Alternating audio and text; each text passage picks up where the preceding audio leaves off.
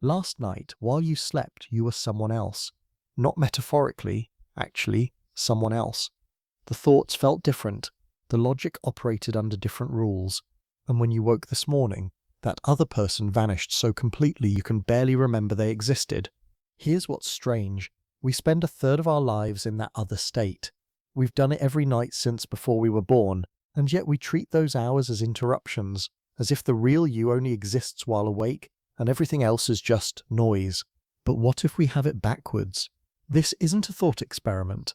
It's a genuine question neuroscience can't yet answer, because when researchers measure brain activity during REM sleep, they find something unsettling. The dreaming brain isn't doing less than the waking brain.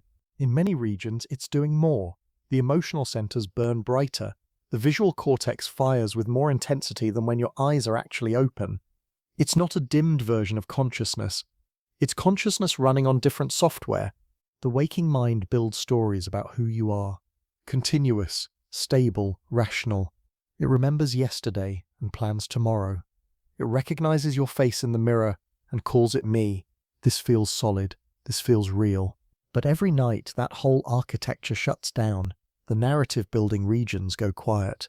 The prefrontal cortex, the part that maintains your sense of being a coherent person moving through time, essentially logs off, and what remains is immediate, fluid, accepting of impossibilities, a consciousness that doesn't question, that doesn't remember, that simply is. So which one is the original state? Which came first, evolutionarily and developmentally? Which one is consciousness in its native form? And which is the adaptation, the overlay, the construction built for navigating a physical world? We're going to explore that question, not to answer it definitively, perhaps it can't be answered from inside consciousness itself, but to turn it over, to examine what both states reveal about the nature of being aware at all. Right now, as you read this, there's a network of brain regions working to convince you that you exist. Not just that consciousness exists, that you, specifically, are a continuous person who was here yesterday and will be here tomorrow. It's called the default mode network, and it's always running in the background when you're awake, narrating your life to yourself, building what researchers call the autobiographical self. Here's the fascinating part. This isn't passive observation, it's active construction. The default mode network doesn't just witness your experiences, it shapes them into a coherent story, editing out contradictions, filling in gaps, creating a sense of seamless continuity, even when none exists. Consider what happens when you look in a mirror. For most of us, there's instant recognition, that's me. It feels obvious, automatic. But for children under about 18 months, mirrors show strangers. Something has to develop in the brain before that reflection becomes self. And when that network is damaged through stroke or certain types of dementia, people can look at their own reflection and insist they're seeing someone else. The recognition isn't built into the image. It's built into the brain's interpretation. The same network maintains what psychologists call episodic memory, your ability to remember yourself moving through specific moments in time. You remember having breakfast this morning. You remember conversations from last week. These memories feel like recordings, objective documents of what happened, but they're not. Each time you recall a memory, you're not retrieving a file, you're reconstructing an experience from fragments, influenced by your current mood, your beliefs, what you've learned since. The default mode network is constantly rewriting your past to make it consistent with your present sense of self. It's creating continuity where, neurologically, only fragments exist. This is the waking scaffold. It takes the scattered, moment-to-moment firing of neurons and weaves them into a person. It creates temporal depth, the feeling that you stretch backward into the past and forward into the future. It generates the sense that inside your head is a stable you who observes and controls. And every night, when you fall asleep, this entire system powers down. The network goes quiet. The narrator falls silent. The person you think you are dissolves, which raises a question. If the waking self requires constant active construction, constant narrative reinforcement, constant editing and revision, is it discovering something real or inventing something convincing? When you dream, your body becomes paralyzed. It's called REM atonia, and it happens for a practical reason, to prevent you from physically acting out dream movements. But something else gets paralyzed too. the part of your brain that maintains executive control, that plans and evaluates and questions reality. The prefrontal cortex, that narrating, self-monitoring region that's so active during waking, dims dramatically during REM sleep, blood flow decreases, metabolic activity drops, and with it goes your ability to think critically about what you're experiencing. You could be flying through a city made of glass, having a conversation with someone who's been dead for years, and you accept it completely, not because you're fooled, but because the questioning mechanism itself is offline. This creates a fundamentally different mode of consciousness. The waking self operates with what psychologists call metacognition, awareness of awareness, the ability to step back and evaluate your own thoughts. You can think about thinking. You can question whether what you're experiencing makes sense. In dreams, that stepping back doesn't happen. There's no distance between the experiencer and the experience. You're not watching yourself dream, you're simply being the dream. Immediate and total. The boundary between observer and observed collapses. Researchers have mapped this using brain imaging. During waking consciousness, there's constant communication between the prefrontal cortex and the emotional centers, the amygdala, the hippocampus. The prefrontal cortex acts like an editor, moderating emotional responses, putting feelings into context, maintaining perspective. It's why you can feel anxious but still function, sad but still plan, angry but still restrain yourself. In REM sleep, that editorial connection weakens dramatically. The emotional centers fire freely, unmoderated. This is why dream emotions often feel more intense than waking emotions. There's nothing dampening them, nothing putting them in perspective. Fear becomes pure fear. Joy becomes pure joy. The feeling doesn't get filtered through the narrative of this is just temporary or this makes sense, because the dreaming self also accepts impossibilities with perfect equanimity. You can be simultaneously in your childhood home and your current apartment. You can be yourself and someone else. Physical laws bend and break, and it feels normal. Not because you're confused, but because the part of your brain that enforces consistency, that builds logical frameworks, is simply not engaged. This isn't malfunction. The brain hasn't broken. It's operating under a different architecture entirely, one where narrative continuity isn't required, where identity can be fluid, where the rules of physics and logic are optional. So when we ask which self is more real, we might need to first ask which cognitive architecture is more fundamental, the one that builds stories and maintains consistency, or the one that experiences without questioning, that accepts without needing coherence. The waking mind would immediately say the former, but it would say that, wouldn't it? It's designed to defend its own narrative. There's an experiment psychologists run called the change blindness test. They show you a photograph, say a street scene with people and buildings. You look at it for a few seconds.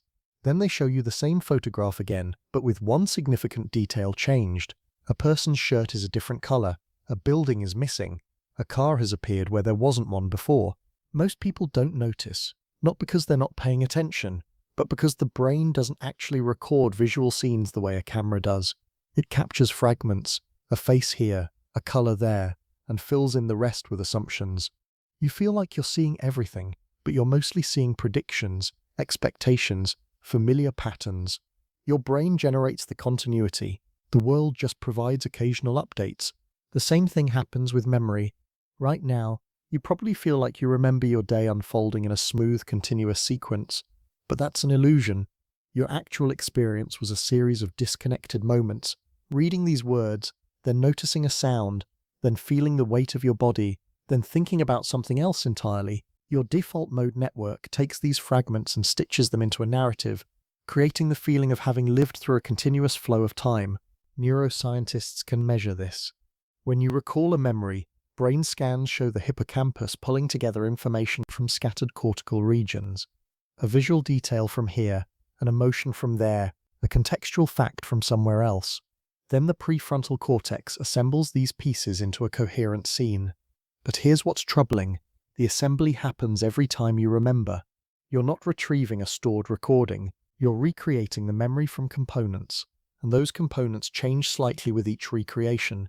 This means your past is less like a video archive, and more like a story you keep retelling yourself, with small edits each time.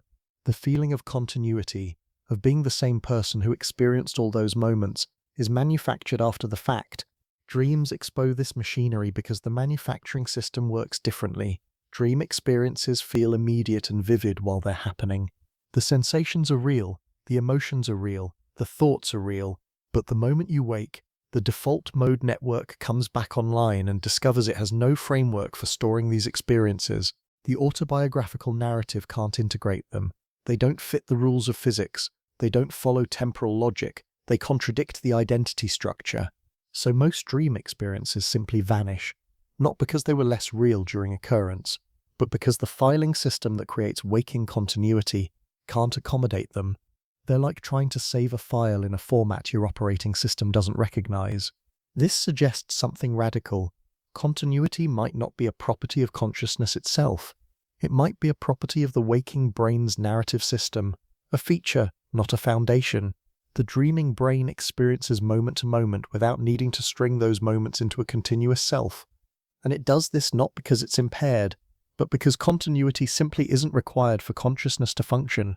What we call you, that sense of being a person with a history and a future, might be something the waking brain does rather than something consciousness inherently is. Here's a strange fact. You're forgetting dreams right now. Not dreams from months ago. Dreams from last night, from this morning, from whenever you last slept. They're dissolving even as you try to hold them, leaving only fragments, impressions, the ghost of a narrative that felt complete just hours ago. This isn't a memory problem.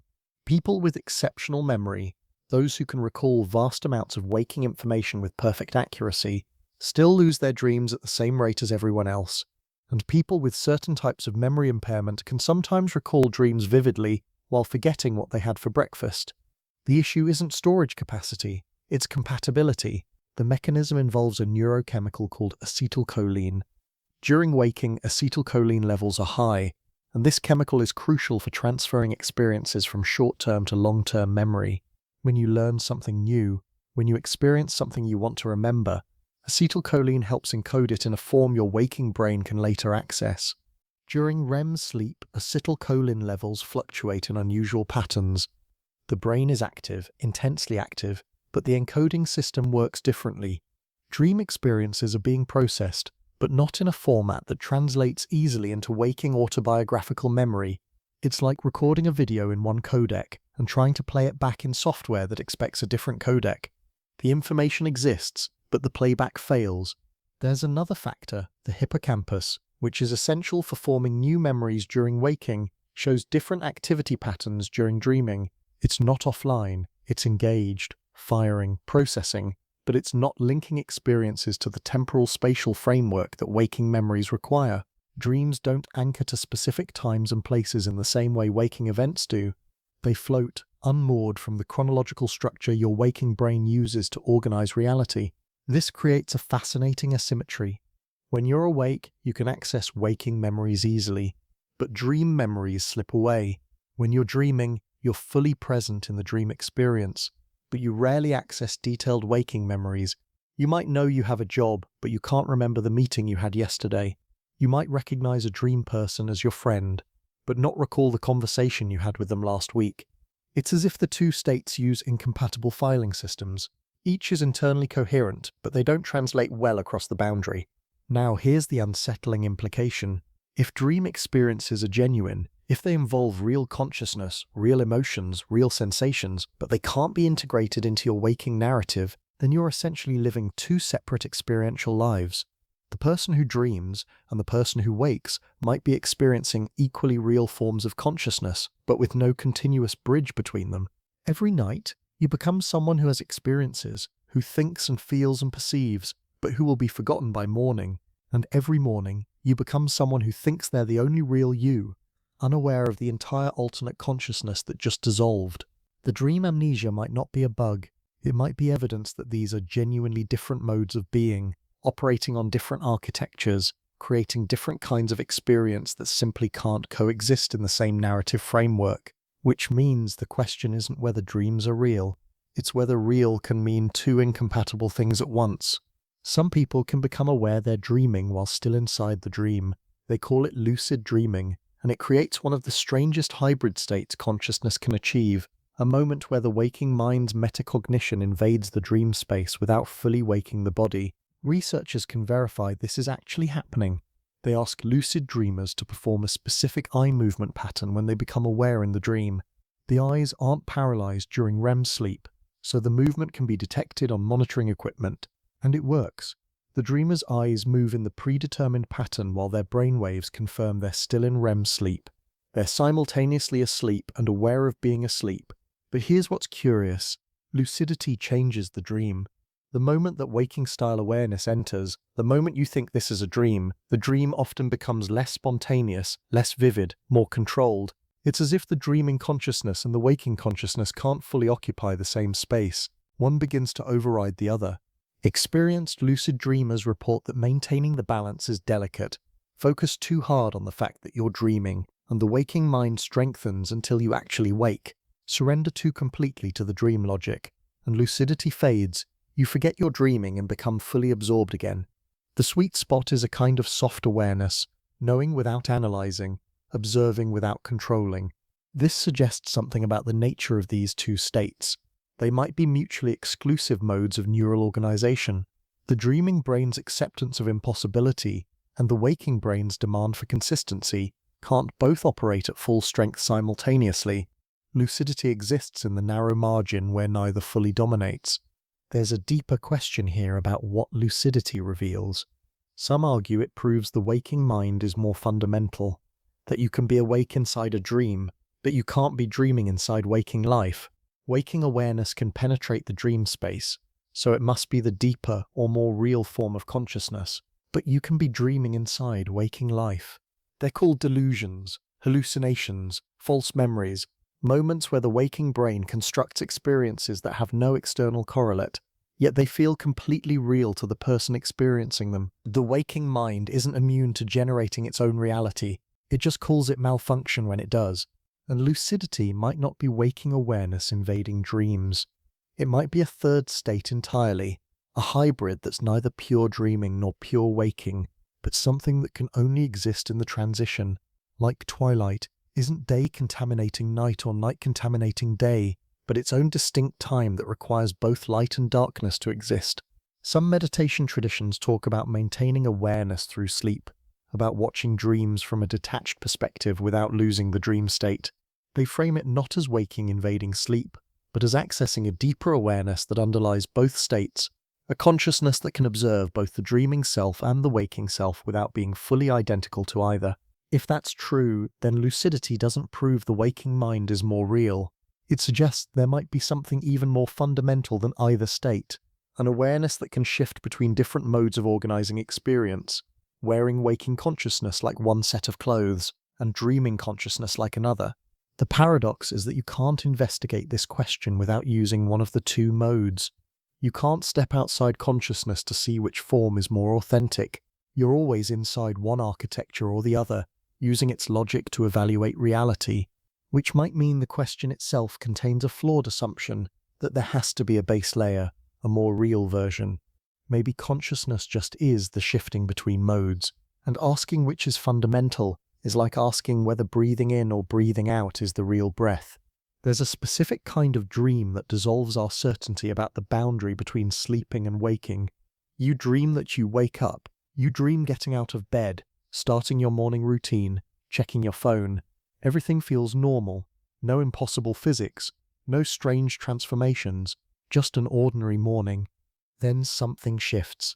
A detail doesn't quite work. The room is wrong. The light is strange. And you actually wake up, in the real bed, in the real room. Relief washes through you. It was just a dream, except sometimes it happens again. You're still dreaming. This waking was also dream content, and now you're uncertain. Is this the real waking? Are you sure? Researchers call these false awakenings, and they expose something troubling about consciousness. The transition from dreaming to waking doesn't have a reliable signature. There's no distinctive feeling, no unmistakable marker that confirms you've crossed the boundary. Waking feels like waking, whether you're actually waking or dreaming about waking. Some people report experiencing multiple nested false awakenings, dreaming they wake, then dreaming they wake from that dream, then dreaming they wake from that one, 5, 6, 7 layers deep, before finally reaching actual waking, and each transition felt identical, Each level seemed real until it revealed itself as another dream. This creates a philosophical problem. If the experience of waking can be duplicated perfectly within a dream, how do you verify that any particular waking is the real one? You can't use the feeling of certainty that's present in false awakenings too. You can't use the coherence of reality. Dreams can maintain internal consistency for extended periods. You can't use memory.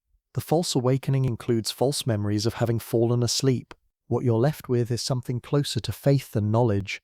You assume that the current state is waking because it's remained stable for longer, because it follows familiar patterns, because testing it repeatedly keeps confirming it.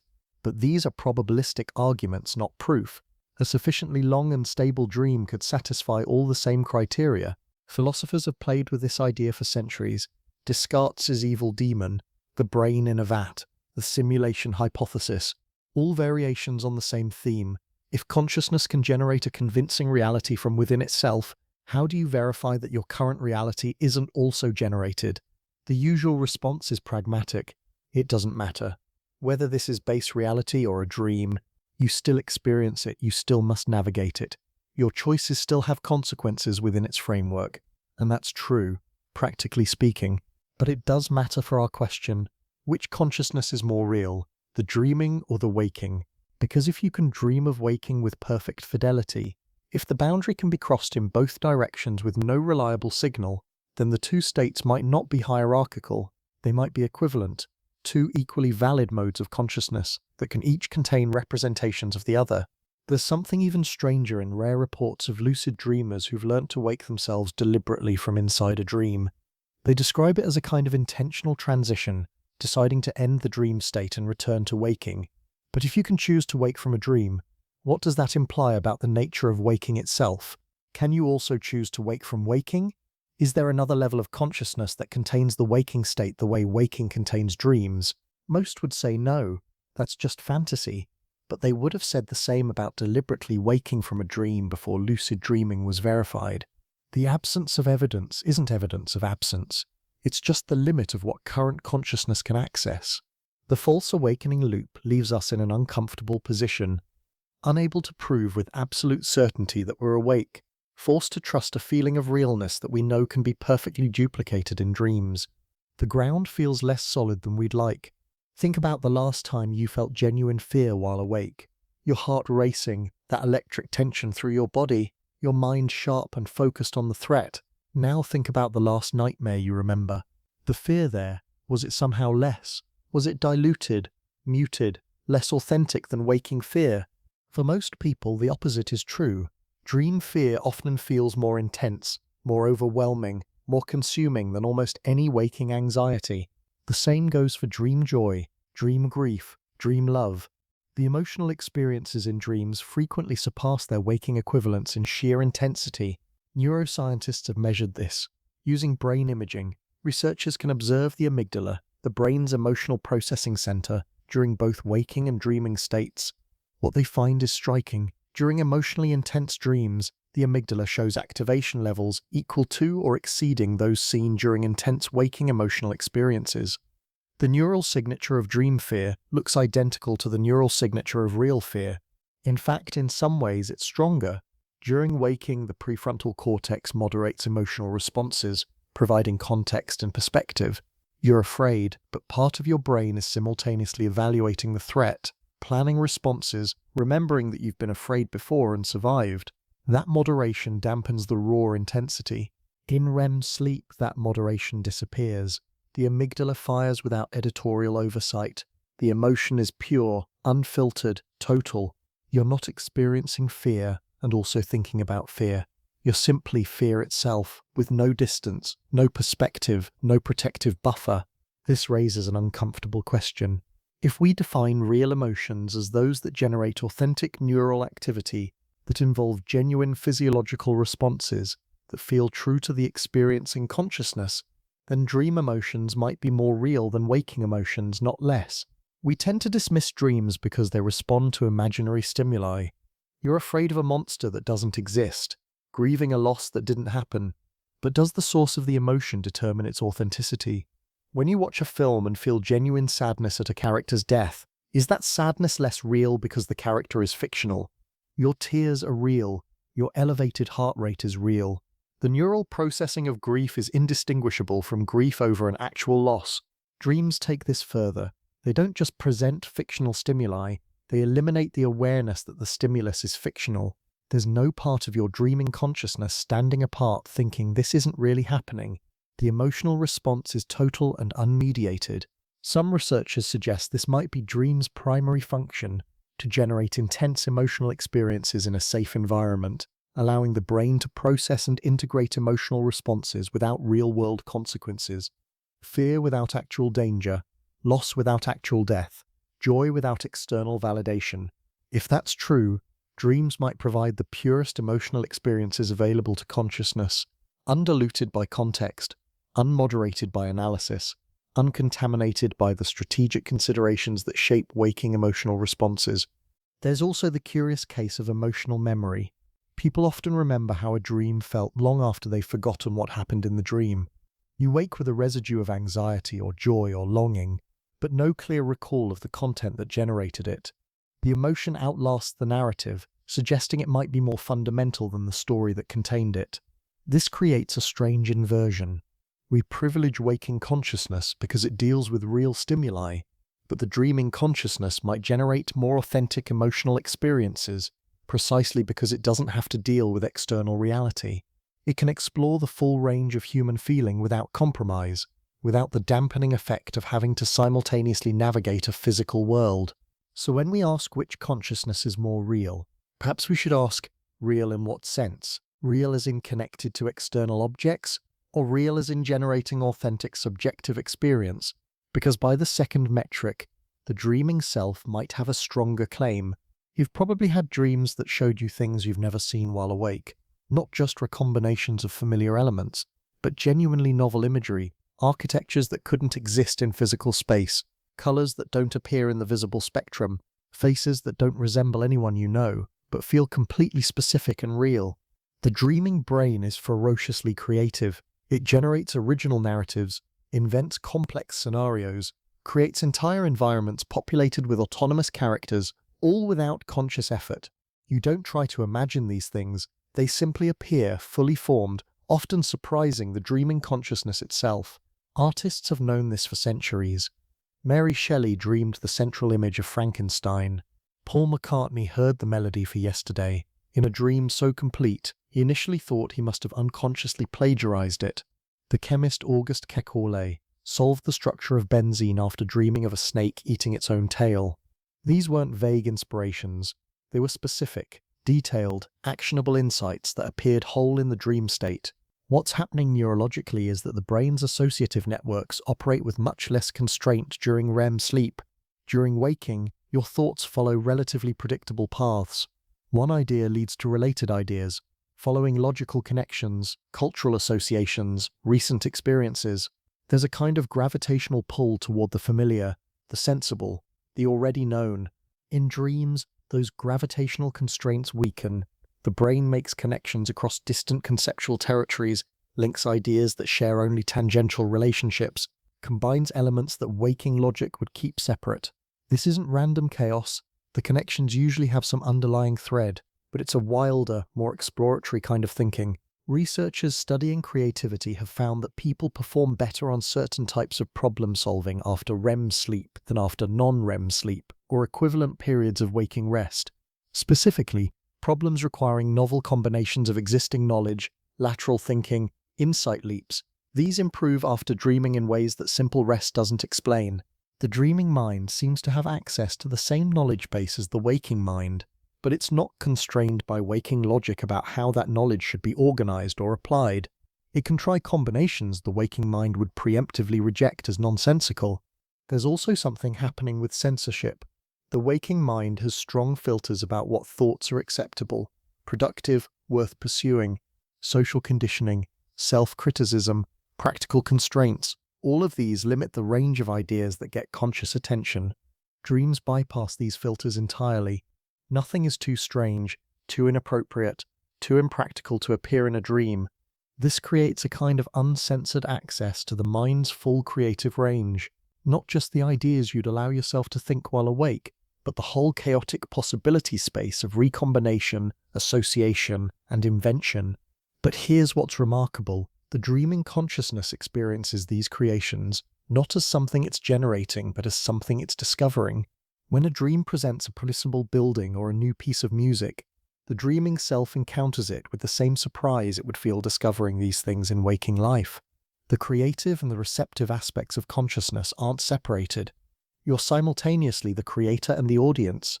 This might be the most authentic form of creativity available, making without the self-consciousness that divides maker from made.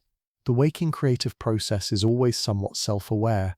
You're watching yourself create, evaluating as you go, adjusting based on internalized criticism. The dream creative process is pure generation, experienced as pure reception.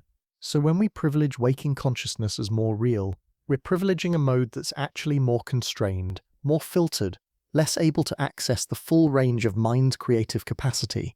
The dreaming consciousness, freed from logical constraints and social filters, might be showing us what consciousness can do when it's not trying to navigate external reality, when it can simply play in the space of pure possibility. Touch something near you right now. Feel the texture, the temperature, the resistance. That sensation feels immediate, direct, unquestionable. The physical world making contact with your nervous system, generating an experience you call real. Now remember, that sensation is entirely constructed inside your brain. The object isn't touching your consciousness. Nerve endings in your skin are converting pressure and temperature into electrical signals, which travel to your somatosensory cortex, which generates the experience of texture and solidity. The sensation exists in your brain, not in the object. This matters because dreams generate the same sensations using the same neural machinery, just without external stimuli triggering the process. During REM sleep, the somatosensory cortex can activate spontaneously, creating experiences of touch, temperature, texture, even pain, all without any physical contact occurring. And these sensations can be indistinguishable from waking sensory experiences. People report dream touches that feel completely real: the roughness of tree bark, the smoothness of water, the pain of an injury. While dreaming, these sensations don't feel like imagined or remembered touches. They feel like actual present-moment sensory experiences. Researchers studying phantom limb sensations in amputees have revealed something profound. The brain generates the experience of a limb, whether or not the limb physically exists. People feel itching, cramping, even pain in limbs that have been removed. The sensation is genuine. It's not imagined or metaphorical, but it has no external source. The brain is creating sensory experience from within itself. Brain stimulation studies take this further. By applying electrical signals directly to sensory regions of the cortex, neuroscientists can generate visual, auditory, and tactile sensations that subjects report as feeling completely real. The stimulation bypasses the sensory organs entirely, yet the experience is subjective, indistinguishable from sensation caused by external objects. This reveals that what we call sensory experience is always brain-generated. The external world doesn't create your sensations, it triggers your brain to create them. Whether the trigger comes from outside physical contact or inside spontaneous neural activation might be less important than we assume. The sensation itself is the same kind of neural event either way. Dreams demonstrate this principle nightly. You taste food, feel wind on your skin, hear music, see landscapes, all generated without any external stimuli. The visual cortex creates imagery more vivid than many waking visual experiences. The auditory cortex produces sounds, voices, symphonies. The somatosensory cortex generates touch, temperature, even physical pleasure or pain. There's a philosophical position called representational realism that argues we never directly experience external objects, we only experience our brain's representation of them. If that's true, then the distinction between waking and dreaming sensory experiences collapses. Both are representations. Both are generated by the same neural machinery. The only difference is what triggers the representation, external stimuli or internal activation. Some meditative traditions have explored this directly. Practitioners report that with sufficient focus, they can generate specific sensory experiences through intention alone, feeling warmth in their hands, seeing light behind closed eyes, hearing particular sounds. The boundary between imagination and sensation becomes permeable. This doesn't mean external reality doesn't exist. It means our access to external reality is always mediated through brain-generated experience. And if brain-generated experience is all we ever have, waking or dreaming, then the dreaming experience isn't a lesser version of reality. It's the same kind of experience, just with a different activation source. The question shifts. If consciousness only ever encounters its own internally generated representations, and these representations can be triggered from outside or from within with equivalent phenomenological results, then what makes externally triggered representations more real? They're more reliable, more stable, more shareable, but are they more real to the experience in consciousness? When you dream of pain, your neurons process pain. When you dream of beauty, your aesthetic response systems activate. The experience is genuine neural activity, generating genuine subjective experience. The source might be imaginary, but the experiencing is not. 5 minutes of clock time. While awake, 5 minutes feels like 5 minutes. A modest span, long enough to have a conversation or read a few pages, but clearly finite, clearly bounded. In dreams, 5 minutes of brain activity can contain what feels like hours of experience. You can live through an entire day in a dream that neurologically occupied only minutes. You can have conversations, travel distances, complete complex tasks, all in a duration of REM sleep that wouldn't allow those activities in waking time. Researchers have tried to measure this objectively using lucid dreamers. They asked dreamers to perform a series of tasks in the dream, count to 10, walk a specific distance, and signal with eye movements when they're done. The results are strange. Simple tasks take roughly the same time in dreams as they do while awake, but complex narratives, emotional experiences, and subjective duration wildly exceed the objective time elapsed. It's as if dreams operate on multiple temporal tracks simultaneously. The motor actions map to real time, but the conscious experience of duration expands far beyond it.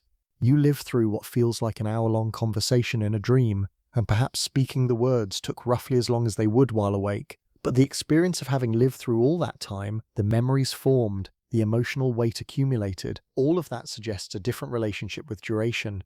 This isn't unique to dreams. Neuroscientists studying time perception have found that the brain doesn't measure duration the way a clock does.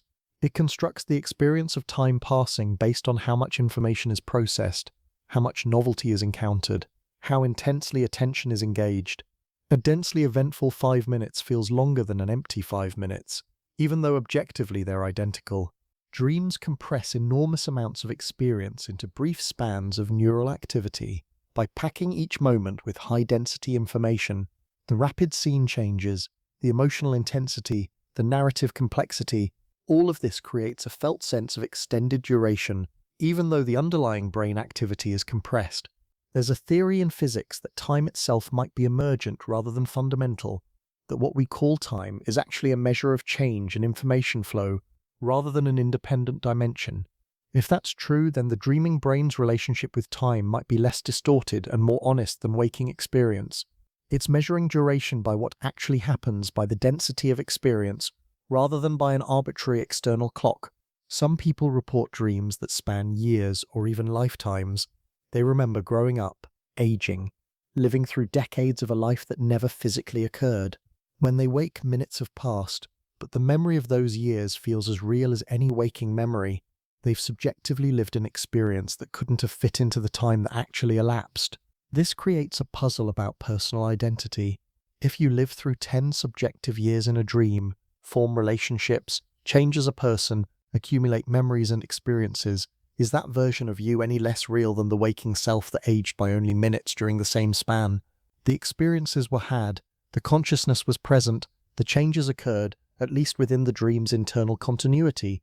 And if time is really experiential rather than absolute, if duration is how much consciousness changes rather than how many clock seconds pass, then the dreaming self might be living a longer life than the waking self, despite occupying less objective time. You might spend a third of your chronological life asleep, but more than a third of your experiential life in dreams. There's no way to verify this subjectively. You can't directly compare experiential time across the wake-sleep boundary. But the reports are consistent. Time in dreams feels different, expands, stretches, allows for experiences that couldn't fit into the physical duration, which raises a final question. If consciousness is fundamentally about subjective experience rather than objective measurement, shouldn't we measure a life by the density and richness of experience rather than by calendar time? In which case, the dreaming hours might contribute more to the totality of a lived life than their clock time allocation suggests. In dreams, you encounter other people. They speak, they act, they surprise you with their responses. They have opinions you didn't consciously plan for them to have. They say things you didn't know they would say. They feel autonomous, separate, other, even though intellectually you know they're generated by your own brain. This is one of the strangest aspects of dream experience. Your brain creates characters that surprise you, that seem to possess their own agency, their own perspectives, their own complexity. The dreaming consciousness experiences them not as puppets or projections, but as genuine others. Neuroscientists call this theory of mind, the ability to model other consciousnesses, to simulate perspectives different from your own. It's a crucial social cognition skill. During waking, you use it constantly, predicting how others will respond, imagining their thoughts, understanding their emotions. But in dreams, theory of mind operates without the constraints of reality checking. The brain generates fully realized social agents, complete with personalities, motivations, knowledge you didn't know they had. A dream character might tell you something you consciously don't remember knowing, or react in a way that genuinely surprises you, or exhibit complexity that exceeds your deliberate planning. This happens because the dreaming brain isn't limited to conscious knowledge. It has access to the full range of implicit memories, absorbed patterns from every social interaction you've ever had, unconscious observations, social models built over a lifetime. When it creates a dream character, it draws on all of that, building a simulation complex enough to feel autonomous. Some researchers suggest dream characters might represent aspects of the dreamer's own psyche, different subpersonalities, repressed desires, alternative perspectives. The unified waking self is actually a coalition of drives, needs, and voices that normally speak with one integrated voice. Dreams might allow those separate aspects to externalize, to appear as distinct characters. If that's true, then conversations with dream people are actually internal dialogues, different parts of yourself talking to each other, externalized into the dream space, which sounds like it should feel false or constructed, but it doesn't. It feels like talking to actual others, because those aspects of self are genuinely separate enough to surprise the conscious ego. There are documented cases of people solving complex problems through dream dialogues. A scientist stuck on a research question has a dream conversation with a colleague who suggests a solution the dreaming scientist hadn't consciously considered. Upon waking and investigating, the solution works, but the colleague never actually made that suggestion. The dreamer's brain generated it, using their knowledge of how that colleague thinks to produce a genuinely novel idea. This is theory of mind creating real insight. The simulation became sophisticated enough to generate original thought, using the model of another person's thinking patterns to access problem-solving approaches the conscious mind hadn't explored. Dream social interactions can also be emotionally profound in ways that exceed waking social experiences. People report dream reconciliations with deceased loved ones that provide genuine closure, dream conversations with strangers that shift their entire perspective, dream confrontations that allow them to express feelings they've suppressed while awake. These interactions didn't happen with actual external people, but the emotional processing is real, the forgiveness experienced, the understanding reached, the connection felt. All of that occurs in the dreaming consciousness, and its effects often persist after waking. The social experience was genuine, even though the social other was internal. This suggests that what makes social interaction meaningful might not be the external reality of the other person, but the subjective experience of encounter, understanding, connection. And if that's true, dream social experiences might be as valid as waking ones, different in source but equivalent in psychological and emotional impact. The dreaming self navigates a rich social world, populated with complex characters, navigating relationships, experiencing connection and conflict and intimacy. That these others are self-generated doesn't make the experience of otherness less real to the dreaming consciousness. It might actually make it more revealing, showing us that otherness itself is something consciousness constructs. Whether encountering external people or internal simulations, pain is interesting because we treat it as the ultimate arbiter of reality. Philosophers use pain in thought experiments specifically because it seems unquestionable. If you're in pain, that pain is real, regardless of what might be illusory about the external world. Pain is subjective experience at its most immediate, most undeniable. So what do we make of pain in dreams? People do experience pain in dreams, though it seems less common than other sensations. When it occurs, it can feel completely real. The sharp sting of an injury, the ache of exhaustion, the burning of heat. The dreaming consciousness doesn't experience it as imagined or metaphorical pain. It experiences it as pain, full stop.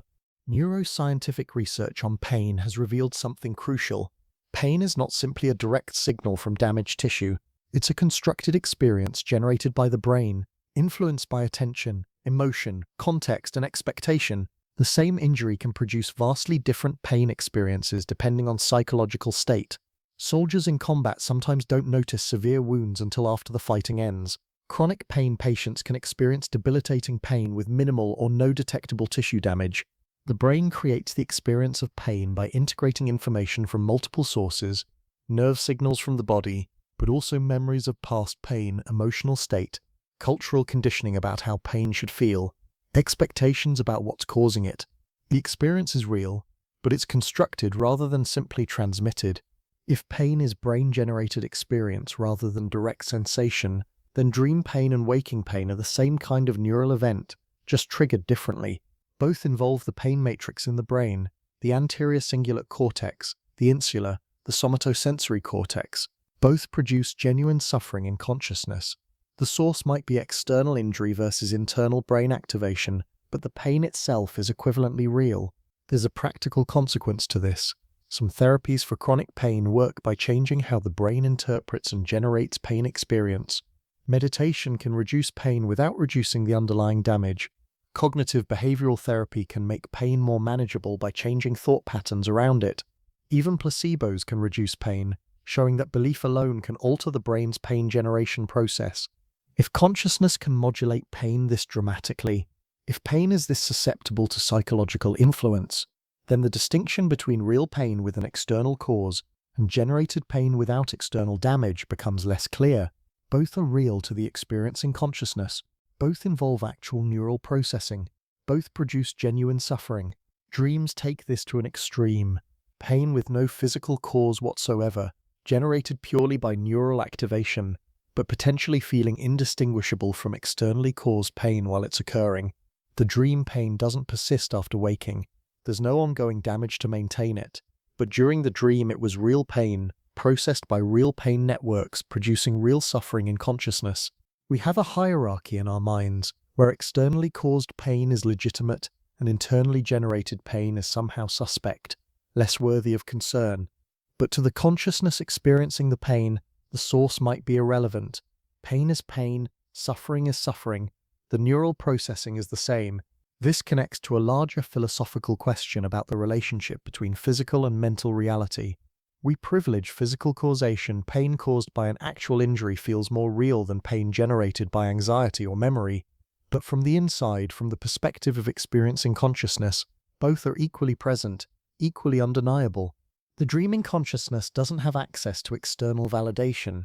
It can't check whether the pain has a physical cause. It can only experience the pain itself, and in that moment the pain is as real as any pain can be. A genuine neural event generating genuine suffering, regardless of what might or might not be happening to the physical body. So when we ask whether dream experiences are less real than waking experiences, pain provides a troubling test case. If dream pain is processed identically to waking pain, if it produces genuine suffering in consciousness, can we really say it's less real just because it lacks an external cause? Or do we need to acknowledge that realness, for consciousness, is about the quality of experience rather than the source of that experience? There's a patient in neuroscience literature, let's call him patient W, who had his corpus callosum severed to treat severe epilepsy. This is the bundle of nerves connecting the brain's left and right hemispheres. After the surgery, researchers could test each hemisphere independently by showing information to only one eye, routing it to only one side of the brain. What they discovered was remarkable. The left hemisphere, when isolated, would create explanations for behaviors generated by the right hemisphere, behaviors the left hemisphere had no knowledge of. Present the right hemisphere with a command like walk, and the patient would stand and start walking. Ask the left hemisphere, which controls speech, why they're walking, and it would immediately confabulate a reason. I'm going to get a soda. or I wanted to stretch my legs. The left hemisphere wasn't lying. It genuinely believed the explanation it generated. It encountered behavior, the body walking, and instantly constructed a narrative to explain it, integrating that behavior into its ongoing story of self. This happens unconsciously, automatically, constantly. The left hemisphere is what researchers call the interpreter, the part of your brain that takes fragmented, contradictory, confusing inputs and weaves them into a coherent story about who you are. Here's the unsettling part. This process is running all the time in all of us, not just split-brain patients. Your conscious experience of having reasons for your actions, of being a unified self who makes deliberate choices, that might be largely post hoc narration. The interpreter encounters your behavior and generates explanations that feel like causes. Psychological research supports this. In study after study, people can be influenced by factors they're unaware of, subliminal primes, environmental cues, unconscious biases, and they'll confidently explain their choices as if they resulted from conscious deliberation. We think we know why we prefer one option over another, why we formed a particular opinion, why we acted a certain way, but often we're confabulating. The interpreter is doing what it does, creating a coherent narrative from opaque processes. The waking self, that sense of being a continuous person with a history, plans, and reasons, might be the brain's most elaborate confabulation. Not a deliberate deception, but an automatic narrative process that takes the scattered activity of a massively parallel, decentralized neural system and tells a story about it being a unified agent. Think about how you experience decision-making. You probably feel like there's a moment of conscious deliberation, followed by a choice. But neuroscience suggests the neural processes underlying the decision often begin before you're consciously aware of what you're about to choose. The feeling of making a conscious choice might be the interpreter narrating a decision that neural systems already made. This doesn't mean free will is an illusion. That's a separate, complicated question. But it does suggest that the waking self might be less like an author writing the story of your life, and more like a narrator reading from a script being written by processes you don't have conscious access to. Dreams expose this machinery because the narrative function operates differently. The dreaming brain still creates narratives. Dreams usually have some kind of story structure, but the interpreter isn't working in the same editorial role. The story can be fragmented, contradictory, illogical, and the dreaming consciousness accepts it without demanding coherence. Upon waking, the interpreter takes over and often can't make sense of the dream. The narratives don't hold together. The logic is broken. The events don't form a coherent story. This is often framed as dreams being nonsensical. But another interpretation is that dreams reveal experience before the interpreter has organized it into acceptable narrative form.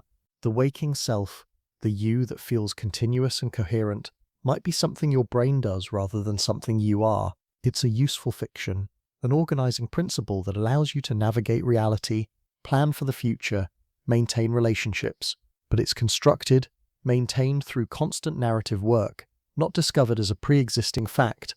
Which leaves us wondering if the waking self is a story the brain tells itself, told so consistently it feels like truth. What is the dreaming self?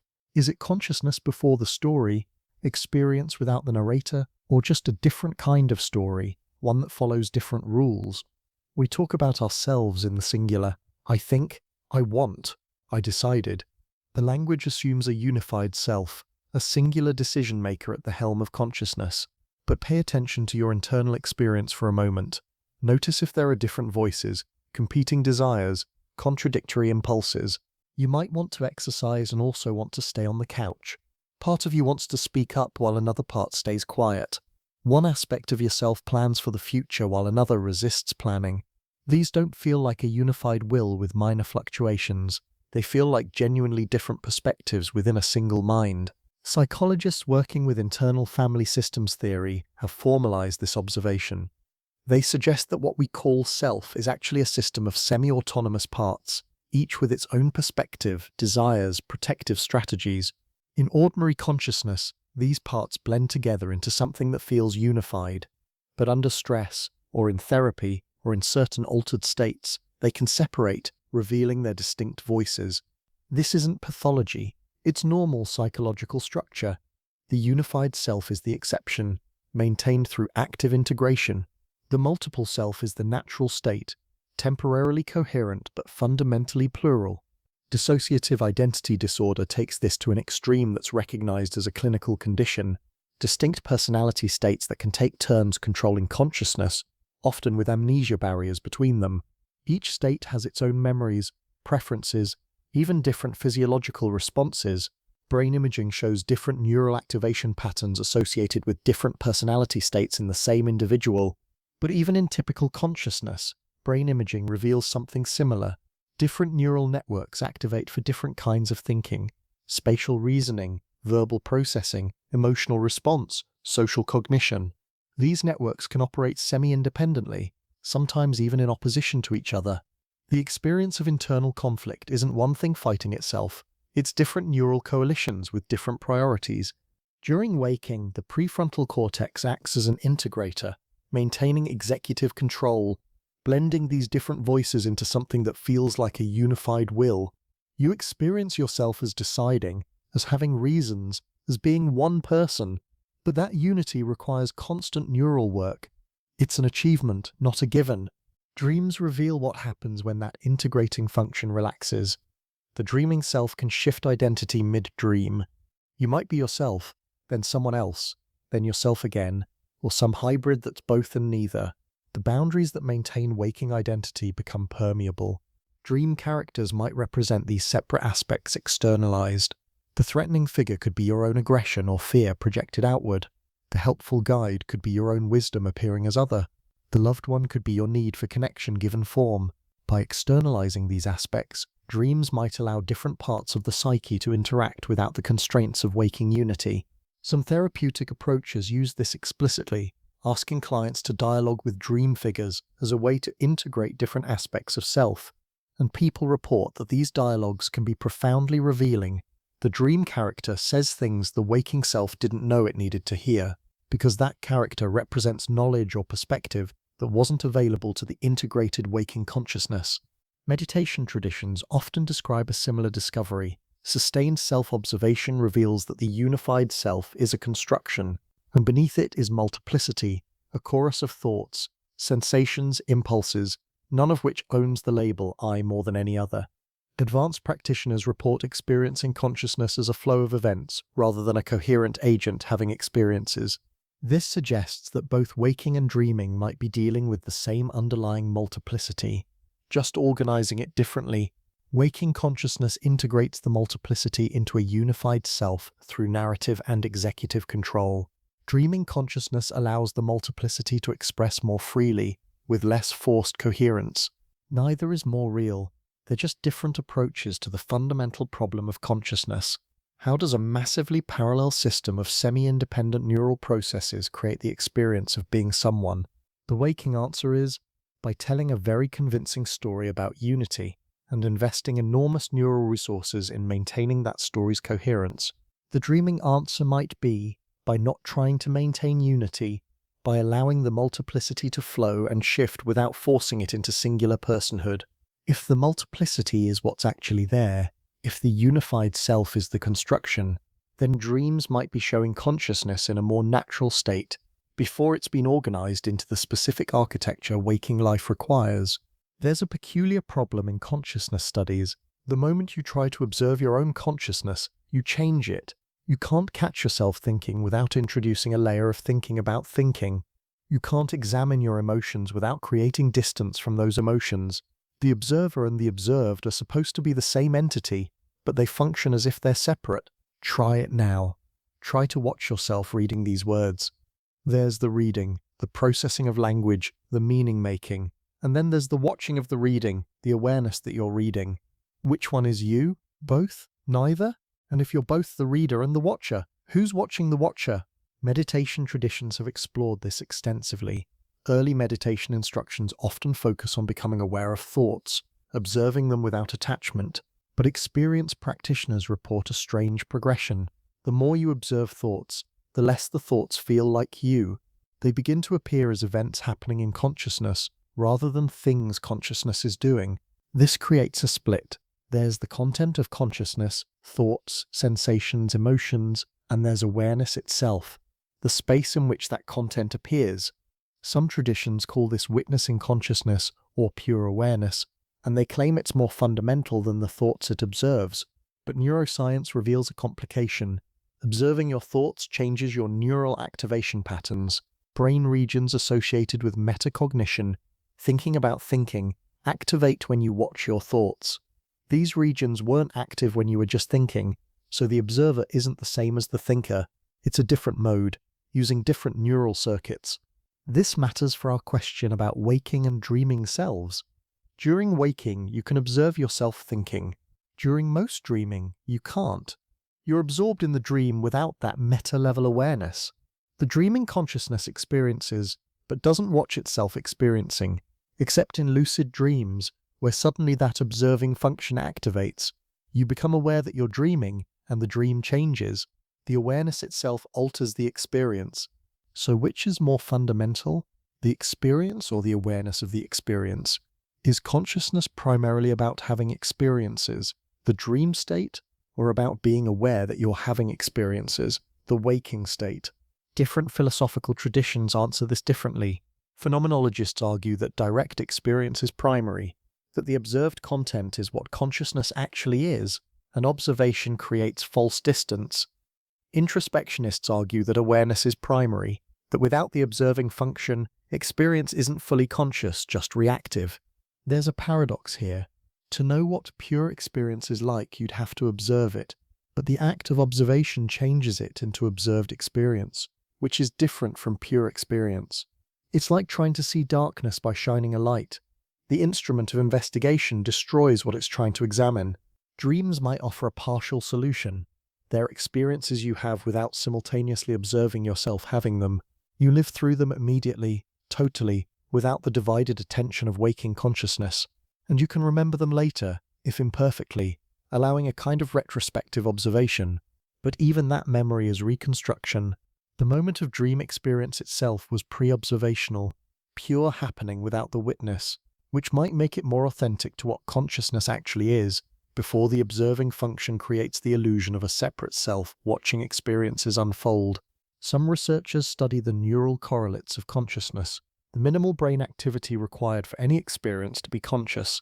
What they find is interesting. The basic sensory processing can happen without consciousness. Your brain can respond to stimuli, even produce appropriate motor responses, without those processes entering awareness. Consciousness seems to require an additional step, a kind of global broadcasting where information becomes available to multiple brain systems. But that global broadcasting might itself create the observer-observed split.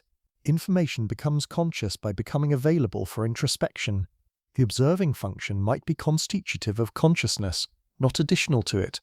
If that's true, then the dreaming state, where observation is minimal, might not be fully conscious in the same way waking is, or alternatively, it might be a different kind of consciousness, one where the observer-observed division hasn't yet formed, where experience hasn't been split into subject and object. Neither answer feels satisfying, because both the waking I observe my thoughts and the dreaming I am. The thoughts feel like authentic forms of consciousness.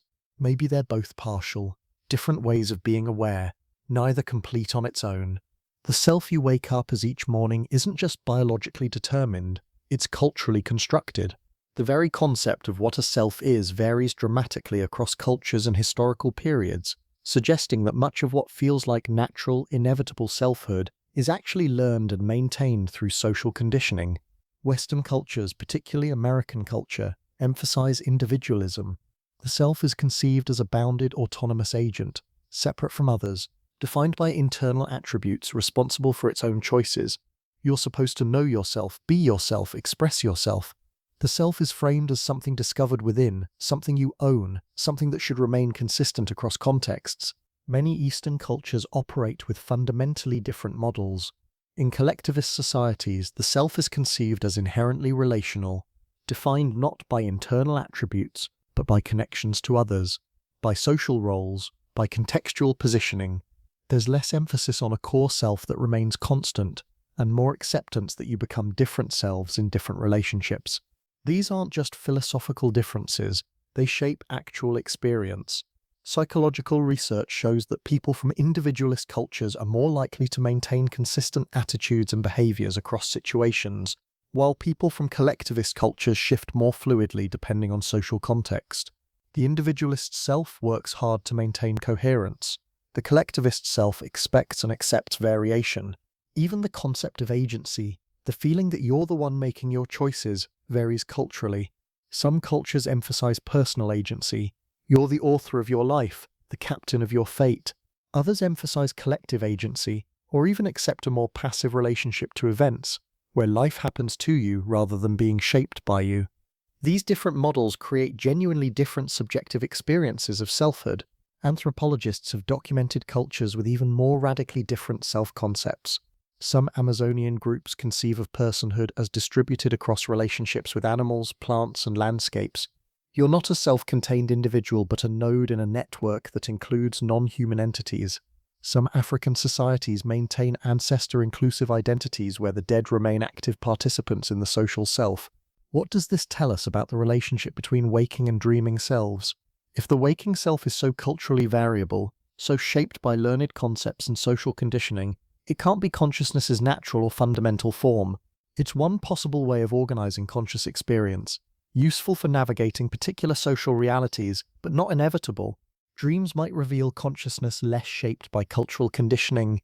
While dream content is certainly influenced by waking experience and culture, the structure of the dreaming self, its fluidity, its lack of rigid boundaries, its acceptance of transformation, might represent something more fundamental than culturally specific selfhood.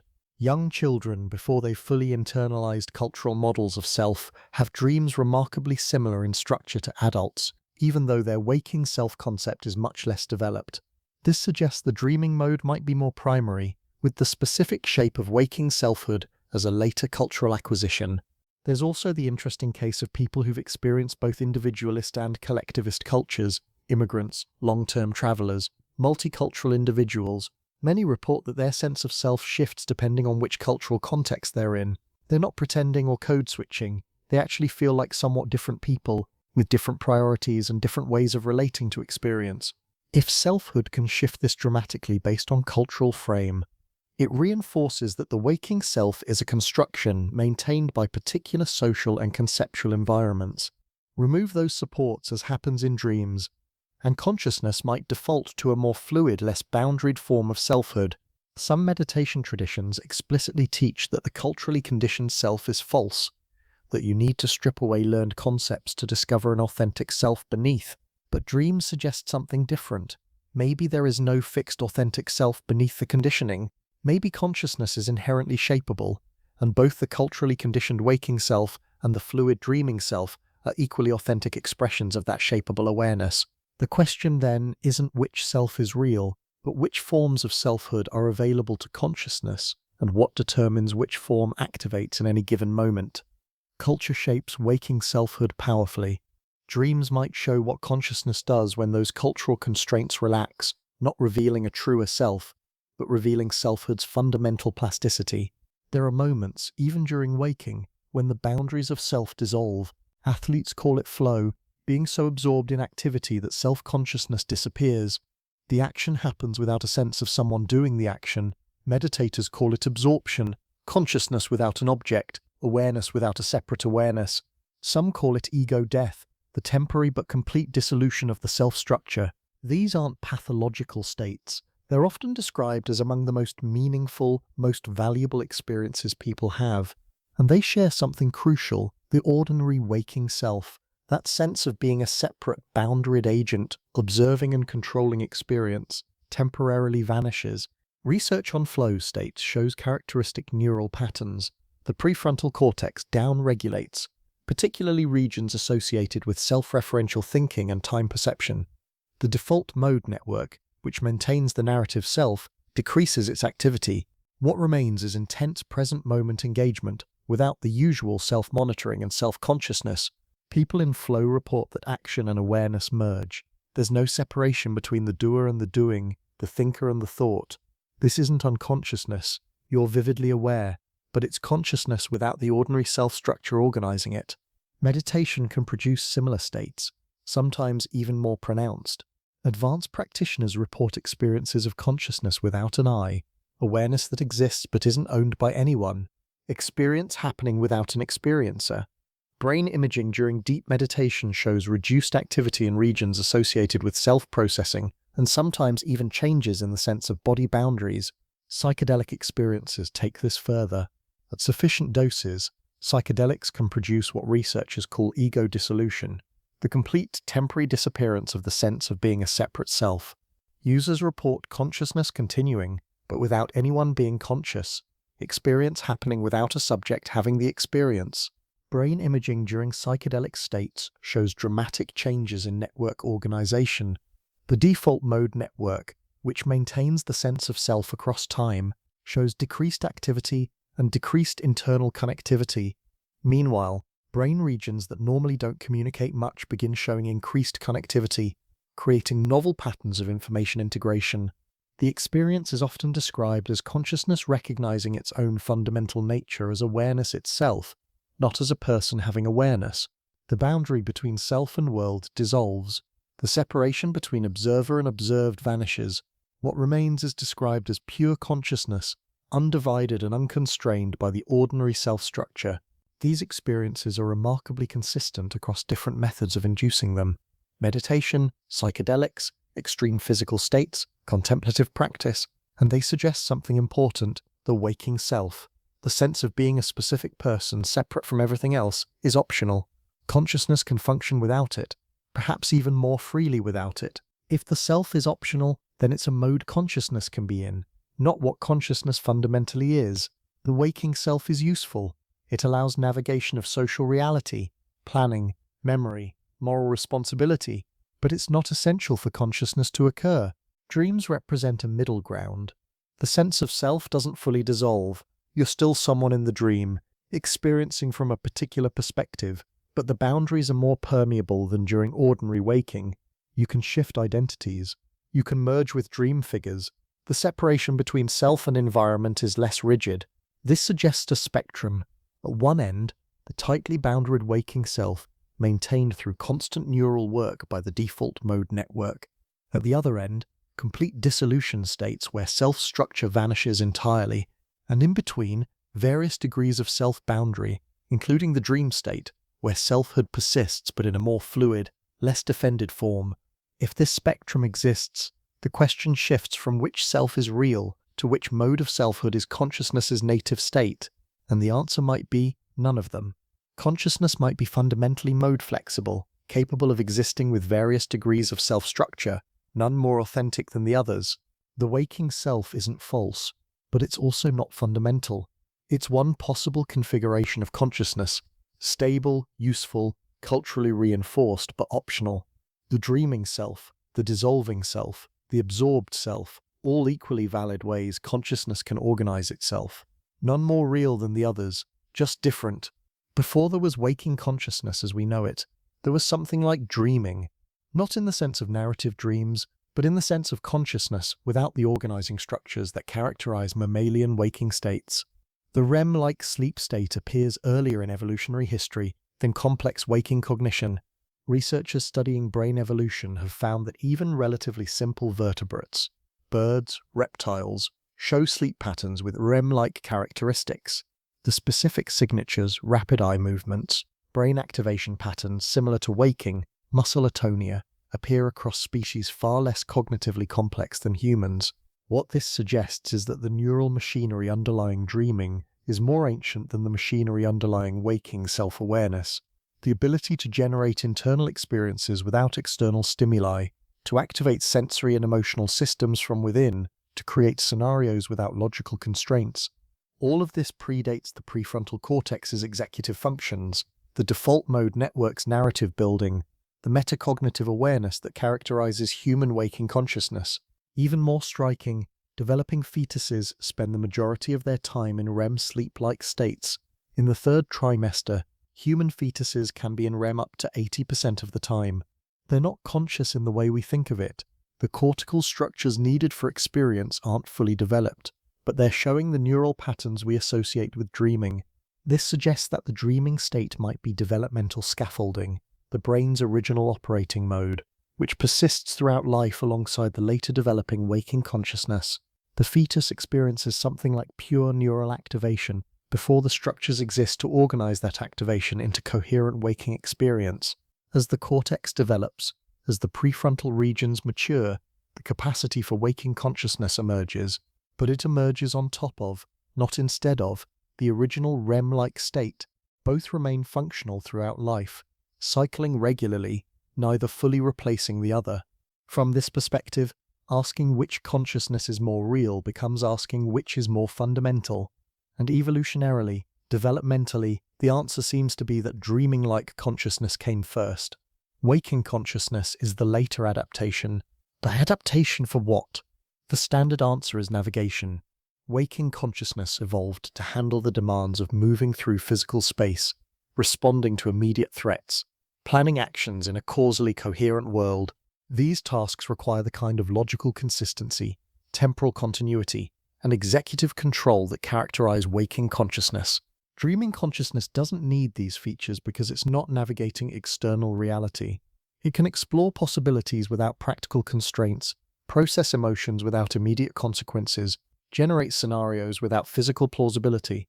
It's consciousness freed from the requirements of survival in physical space. This raises an interesting inversion.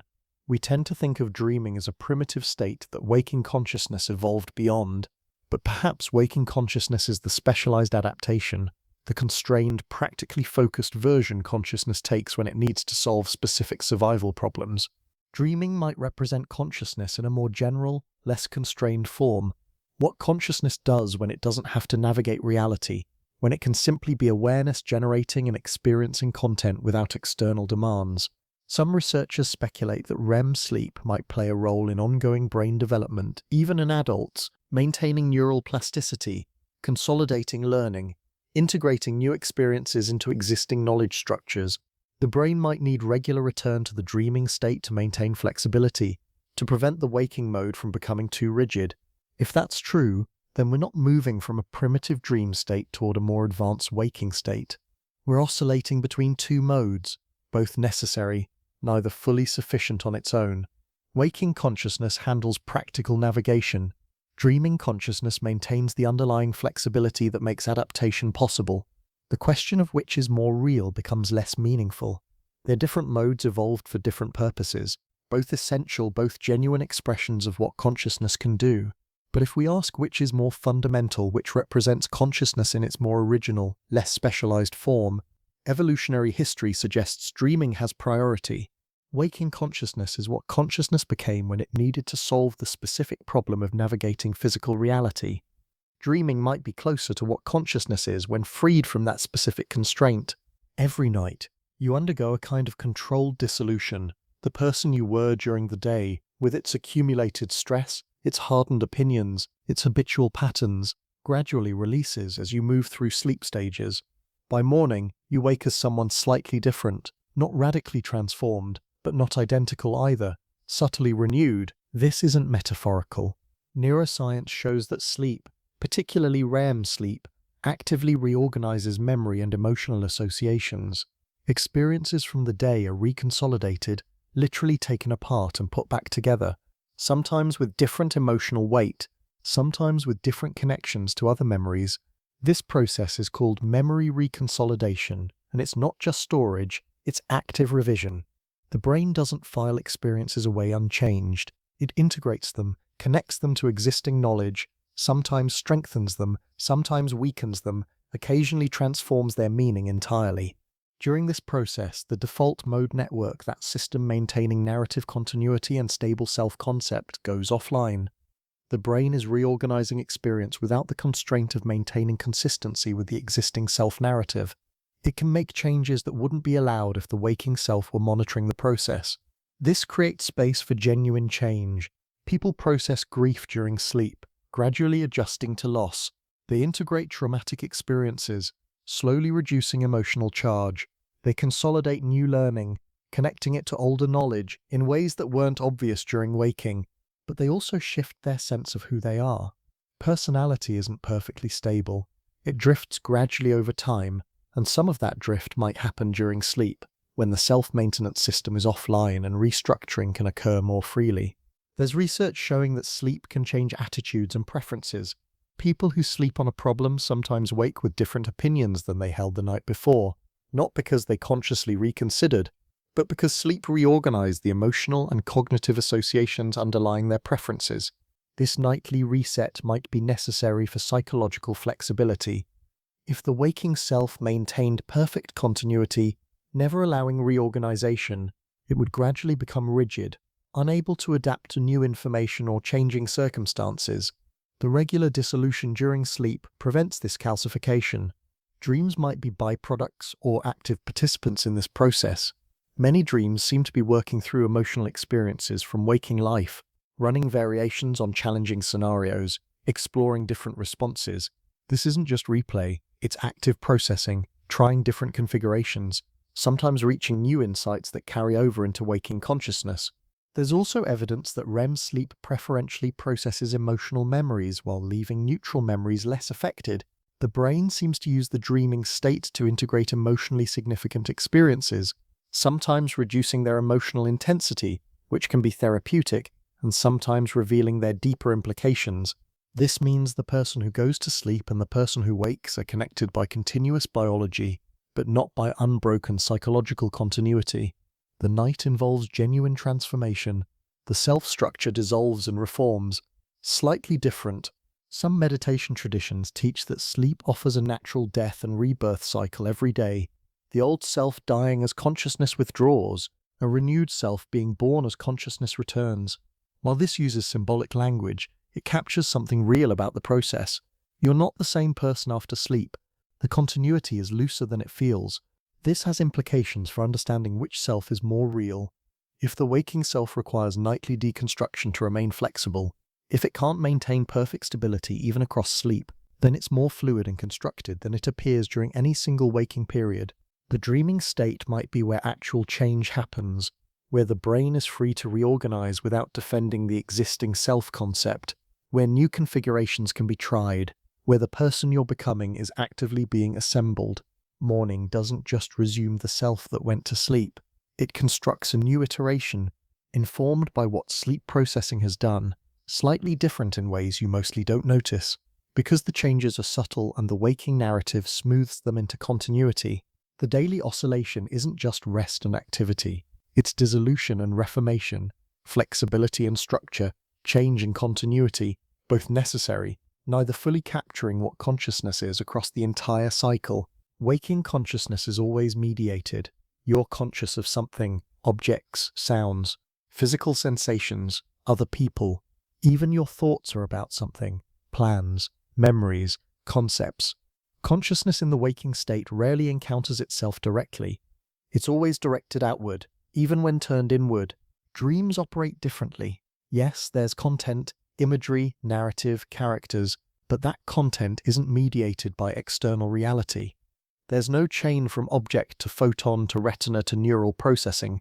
The entire experience is brain-generated, consciousness creating content for itself to experience. This makes dreams pure subjectivity in a way waking experience can never be. Philosophers call this phenomenology, the study of subjective experience as such, without reference to external objects, and dreams are phenomenologically unique, consciousness encountering only itself, awareness experiencing only its own generated content. Waking consciousness can never be certain whether its experiences correspond to external reality. Philosophers have worried about this for centuries. Descartes' evil demon, Berkeley's idealism, modern simulation theory. How do you verify that your experiences match what's actually out there? Dreams solve this problem by eliminating out there. There is no external reality. The dream is supposed to correspond to. The dream is pure experience, judged only by its own internal coherence, and even that's flexible. It's consciousness exploring what it's like to be conscious without the constraint of external verification. This might be why dreams feel so emotionally authentic despite being factually unreal. Emotions don't require external objects to be genuine. The feeling is the reality, regardless of what generated it. In dreams, consciousness discovers that emotional experience is self-sufficient, valid without external justification. Some philosophical traditions argue that this pure subjectivity is actually more fundamental than object-oriented consciousness. They claim that consciousness is primarily self-aware awareness, and its encounter with external objects is a secondary function. Dreams would support this view, showing consciousness can operate fully without external objects, while waking consciousness can't operate without some degree of self-awareness. There's also the question of qualia, the subjective quality of experiences.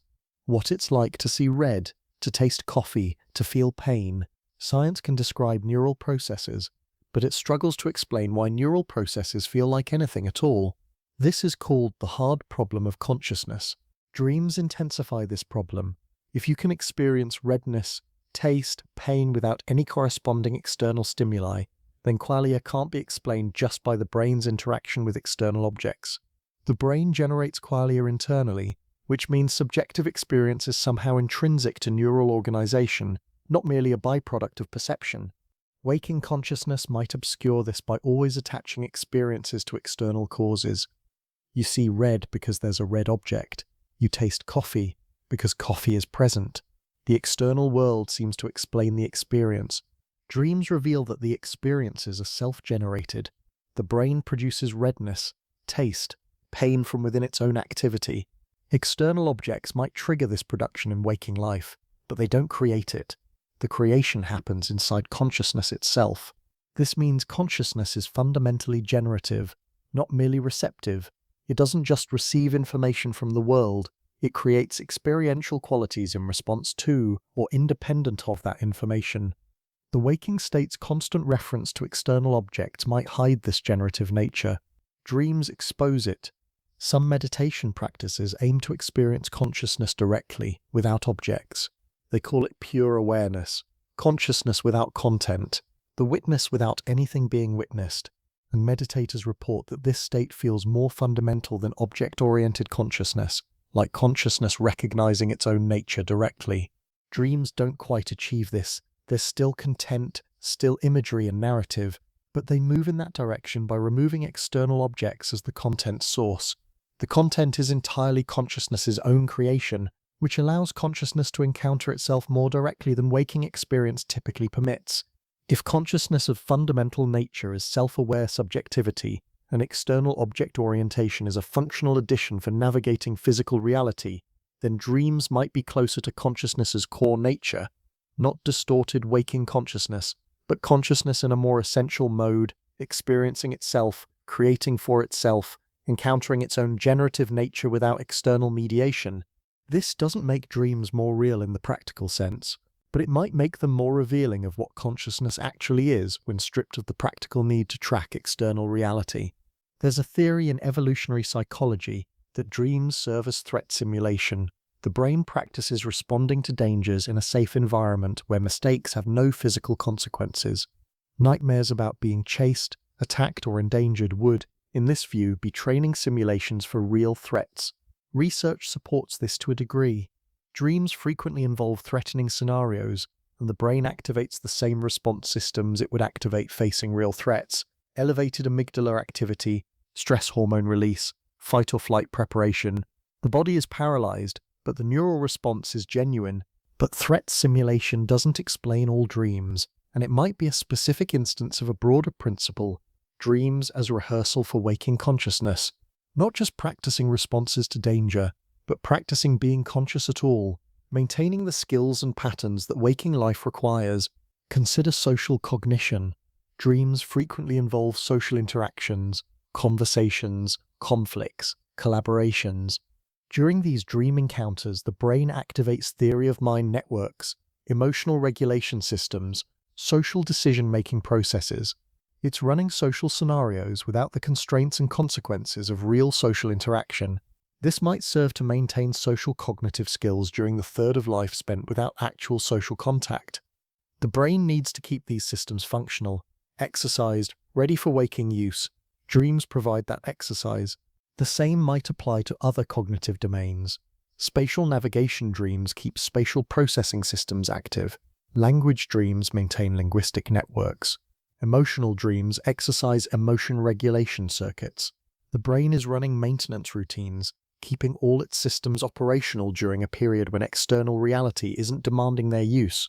From this perspective, waking consciousness becomes the performance and dreaming consciousness becomes the rehearsal. The waking self is what you deploy in reality. tested against actual consequences, refined through real feedback. The dreaming self is where you practice, experiment, maintain readiness. This inverts our usual hierarchy. We think of dreams as derivative, reflections or distortions of waking life. But if dreams are rehearsals, waking might be derivative, the polished performance based on what dreams prepare. There's evidence that REM sleep enhances learning and skill consolidation. People who dream about a task they're learning often perform better the next day than people who didn't dream about it. The dreaming brain isn't just replaying the task, it's running variations, trying different approaches, consolidating what works. This happens for cognitive skills, motor skills, even emotional regulation. The brain practices in dreams how to respond to challenging emotions, how to handle social complexity, how to navigate novel situations. Then waking consciousness benefits from this practice, often without remembering the dream work that prepared it. Some researchers suggest creativity also benefits from this process. Dreams generate novel combinations, explore possibilities that waking logic would dismiss too quickly. Some of those explorations produce genuine insights that the waking mind can then evaluate and apply. The dreaming mind proposes, the waking mind disposes. This creates a collaborative relationship rather than a hierarchical one. Neither state is sufficient alone. Waking consciousness needs the flexibility, practice and generative exploration that dreams provide. Dreaming needs the reality testing, consolidation and practical application that waking provides. But it does suggest that the dreaming state might be where consciousness does its fundamental work, processing experience, maintaining systems, preparing for future challenges, while waking is where that work gets tested and refined through contact with reality. If that's true, then the dreaming self isn't a diminished version of the waking self.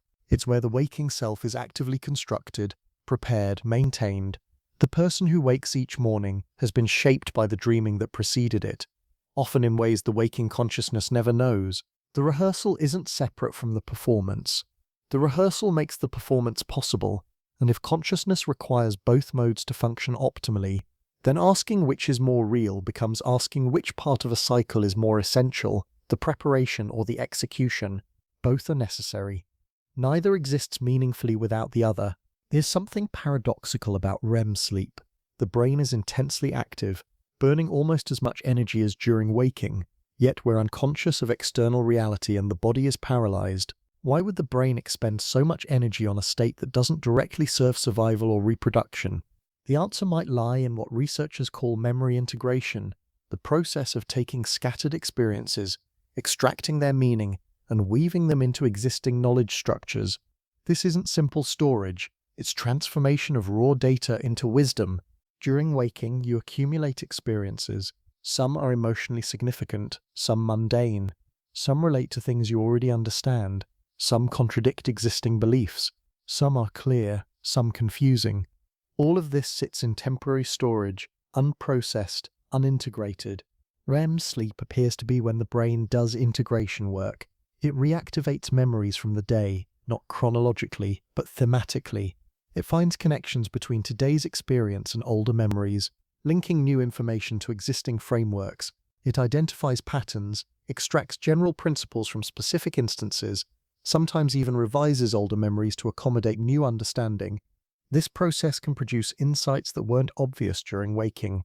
People wake understanding something they were confused about before sleep, not because they consciously thought about it, but because sleep processing revealed connections, simplified complexity, extracted core meaning. Dreams might be byproducts of this integration work. The conscious experience of neural networks being reorganized, memories being linked, patterns being discovered. The strange narratives and imagery could be consciousness's attempt to make sense of the integration process happening beneath awareness, or dreams might be active participants in integration. Some dream researchers suggest that dream scenarios allow the brain to test new connections, to explore implications of integrating certain experiences, to work through emotional contradictions. The dream narrative might be the brain running what-if scenarios using newly integrated information. Either way, the result is that you wake not just rested, but reorganized. The scattered data of yesterday has been processed into understanding. The confusing experience has been contextualized.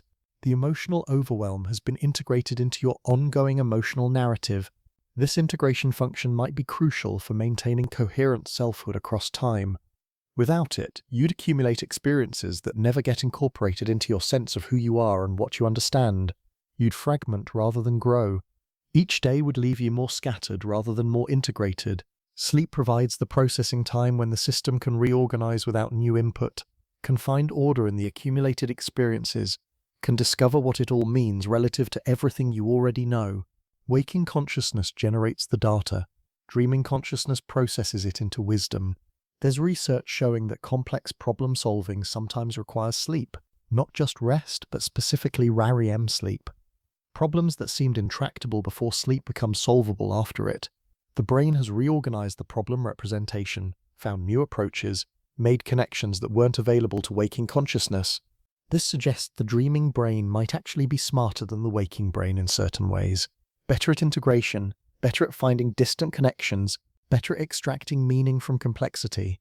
Waking consciousness is better at focused attention, logical analysis, sequential processing, but dreaming consciousness might be better at holistic integration, pattern recognition across disparate domains, creative synthesis. If this division of labor is accurate, then both states are essential for intelligence to function fully. Waking consciousness gathers and analyzes. Dreaming consciousness integrates and synthesizes. Intelligence is the product of both working together across the daily cycle. This makes the question of which consciousness is more real somewhat beside the point. They're not competing versions, they're complementary processes. Consciousness requires both to create a coherent, growing, adapting self that can navigate a complex world while also finding meaning in experience. The scattered data of waking life becomes the integrated wisdom that guides future waking choices. But that transformation happens during dreaming. The dreaming state isn't an interruption of conscious life. It's where conscious life gets processed into something coherent enough to continue. Deprive someone of REM sleep, not all sleep, just the dreaming phases, and strange things happen. Cognitive performance declines, emotional regulation becomes difficult, memory consolidation suffers, mood destabilizes. After a few days, the person becomes cognitively impaired in ways that simple sleep deprivation doesn't fully explain. The waking self needs the dreaming state.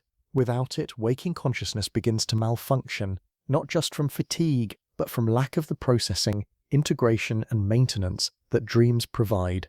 Waking consciousness cannot sustain itself alone, but the reverse is also true. The content of dreams comes from waking experience. Dreams draw on memories, emotions, concerns, relationships encountered during waking. Deprive someone of waking experience, isolate them in sensory deprivation, and dream content becomes increasingly impoverished, repetitive, drawing on older and older memories because there's no fresh input. The dreaming self needs the waking state. Without it, dreams have nothing to work with, no experiences to integrate, no problems to rehearse. Dreaming consciousness cannot sustain itself alone either. This creates a dependency that goes both ways. Neither state is self-sufficient. Neither is primary in the sense of being able to exist independently. They form a cycle, each creating the conditions necessary for the other to function.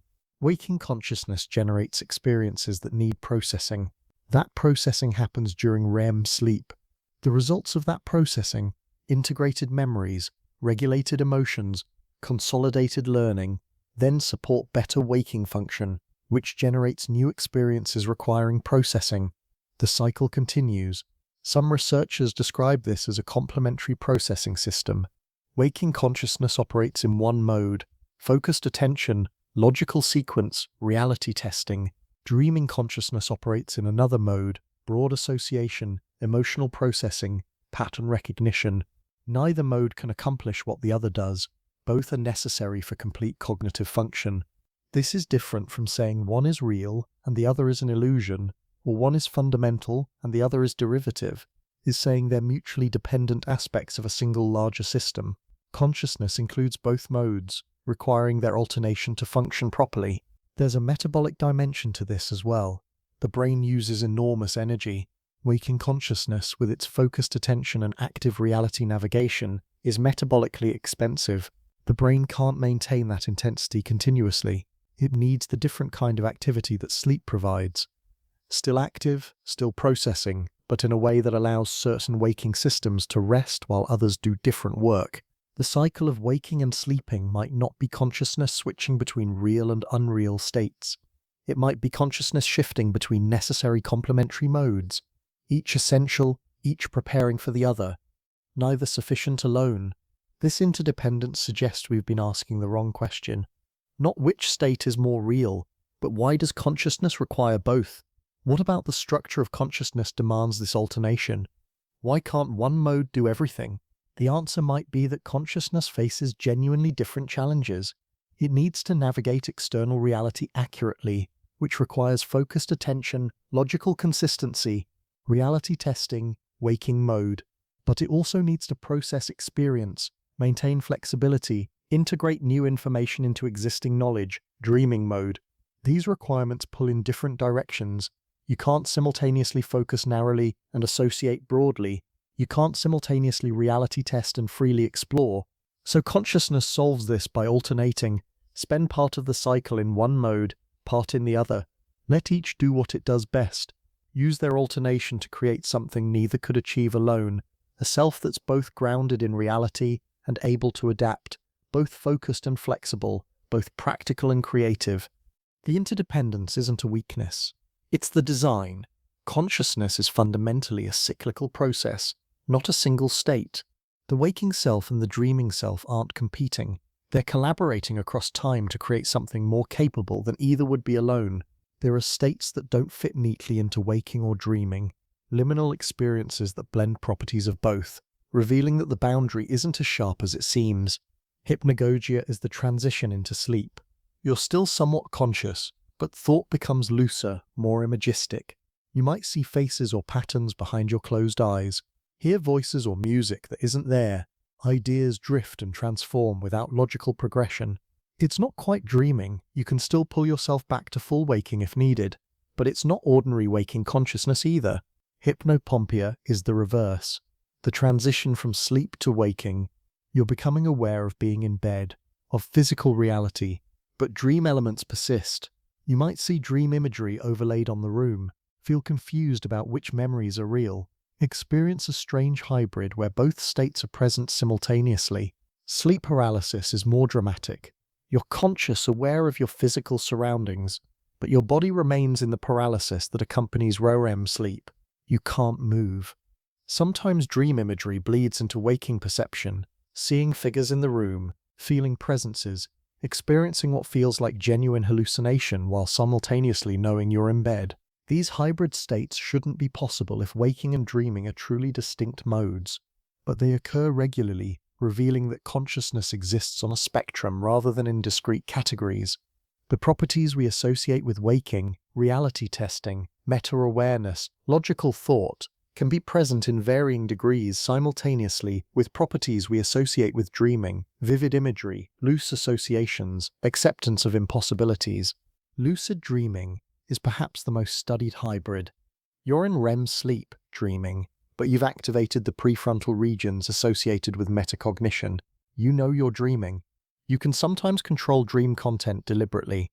You're simultaneously in the dream state and observing it from a waking-like awareness. Research shows that lucid dreaming involves a unique neural state, REM sleep patterns in most of the brain, but increased gamma wave activity in frontal regions, particularly the dorsolateral prefrontal cortex. This region is normally offline during REM sleep. Its activation creates a genuine hybrid, dreaming awareness combined with waking metacognition. People who practice lucid dreaming report varying degrees of control and awareness. Sometimes it's stable. You can maintain the hybrid state for extended periods. Sometimes it's fragile. Focus too much on being aware, and you wake up. Surrender too much to the dream, and you lose lucidity. The balance point is delicate, suggesting these two modes don't naturally coexist easily. But they can coexist, which means the waking-dreaming distinction isn't absolute. There are brain states that genuinely blend both, accessing properties of each simultaneously. Consciousness is flexible enough to occupy these in-between states, even if they're unstable. Some meditation practices aim for a similar hybrid during waking, maintaining awareness while thoughts flow without deliberate control, being conscious without focusing attention, aware without effort. Practitioners describe it as being awake while letting the mind dream, a kind of daytime lucidity. These hybrid states reveal something important. The properties we associate with waking and dreaming aren't packaged deals. You can have meta-awareness without losing the dream's visual vividness. You can have waking reality testing while thought remains loosely associative. The features can mix in different combinations. This suggests that waking and dreaming aren't two distinct states with a sharp boundary between them. They're regions on a larger possibility space of conscious states, with hybrid regions where properties blend, transition zones where consciousness is neither fully one nor fully the other. If consciousness is actually a continuous spectrum rather than binary states, then the question which is more real becomes meaningless. They're different regions of a larger landscape of possible conscious states. Some regions are more useful for certain purposes: navigation, processing, creativity, rest, but none is more fundamentally real than the others. The hybrid states exist to remind us that consciousness is flexible, capable of configurations we don't have names for, not limited to the familiar categories of waking and dreaming. Between those familiar territories lies stranger, less explored terrain, states consciousness can access when the usual boundaries dissolve. Memory feels like it should tell us which state is real. Surely we can trust what we remember, distinguish actual events from dreams. But memory complicates rather than clarifies the boundary. Waking memories can be false. Psychologists have demonstrated this repeatedly, through suggestion, leading questions, or simply the passage of time. People form confident memories of events that never occurred. They remember details that weren't present, conversations that didn't happen, even entire incidents that are complete fabrications. The mechanism is the same one that creates all memories: construction from fragments. The brain doesn't record experiences like a camera. It stores pieces, a visual detail here, an emotion there, a contextual fact somewhere else. When you remember, you reassemble these pieces into a coherent narrative. But reassembly can introduce errors, incorporate information from other sources, fill gaps with plausible inventions. The confidence you feel in a memory doesn't correlate with its accuracy.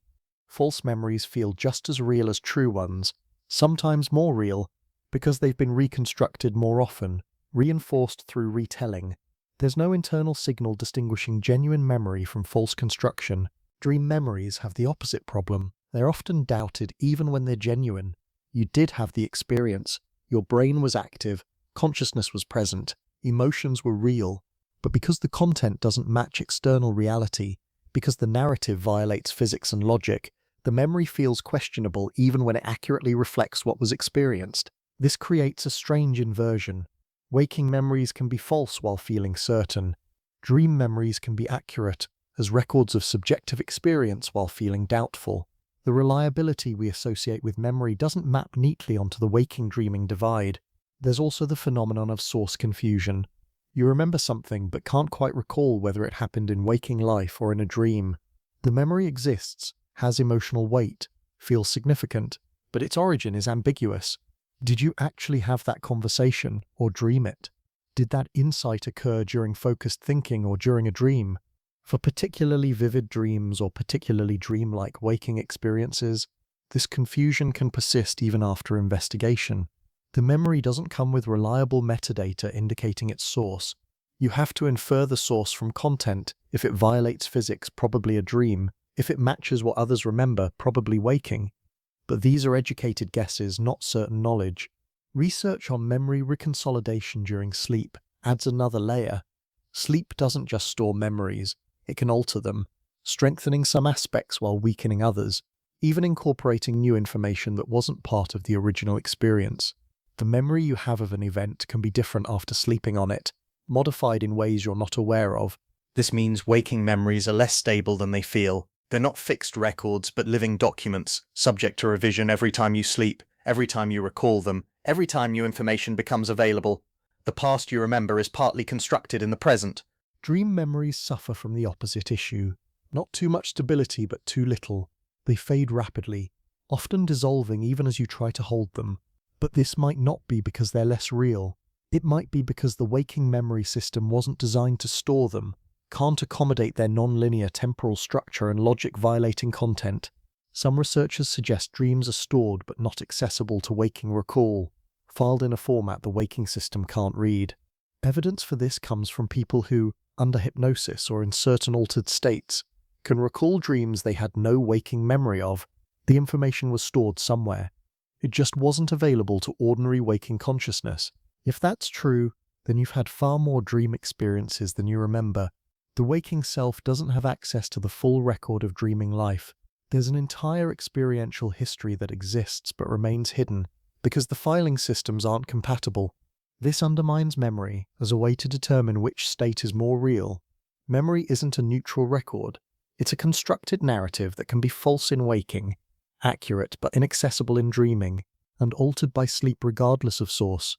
The experiences are real. The memory of the experiences is something else entirely, a later construction that may or may not faithfully represent what consciousness actually went through. So we're left with a puzzle. Neither state produces reliably accurate memories. Both involve construction, revision, potential falsification. The confidence you feel in any memory, waking or dreaming, isn't a reliable guide to its accuracy. You've lived through experiences you can't remember, and remember experiences that never happened, and consciousness can't always tell the difference. Philosophers have a thought experiment.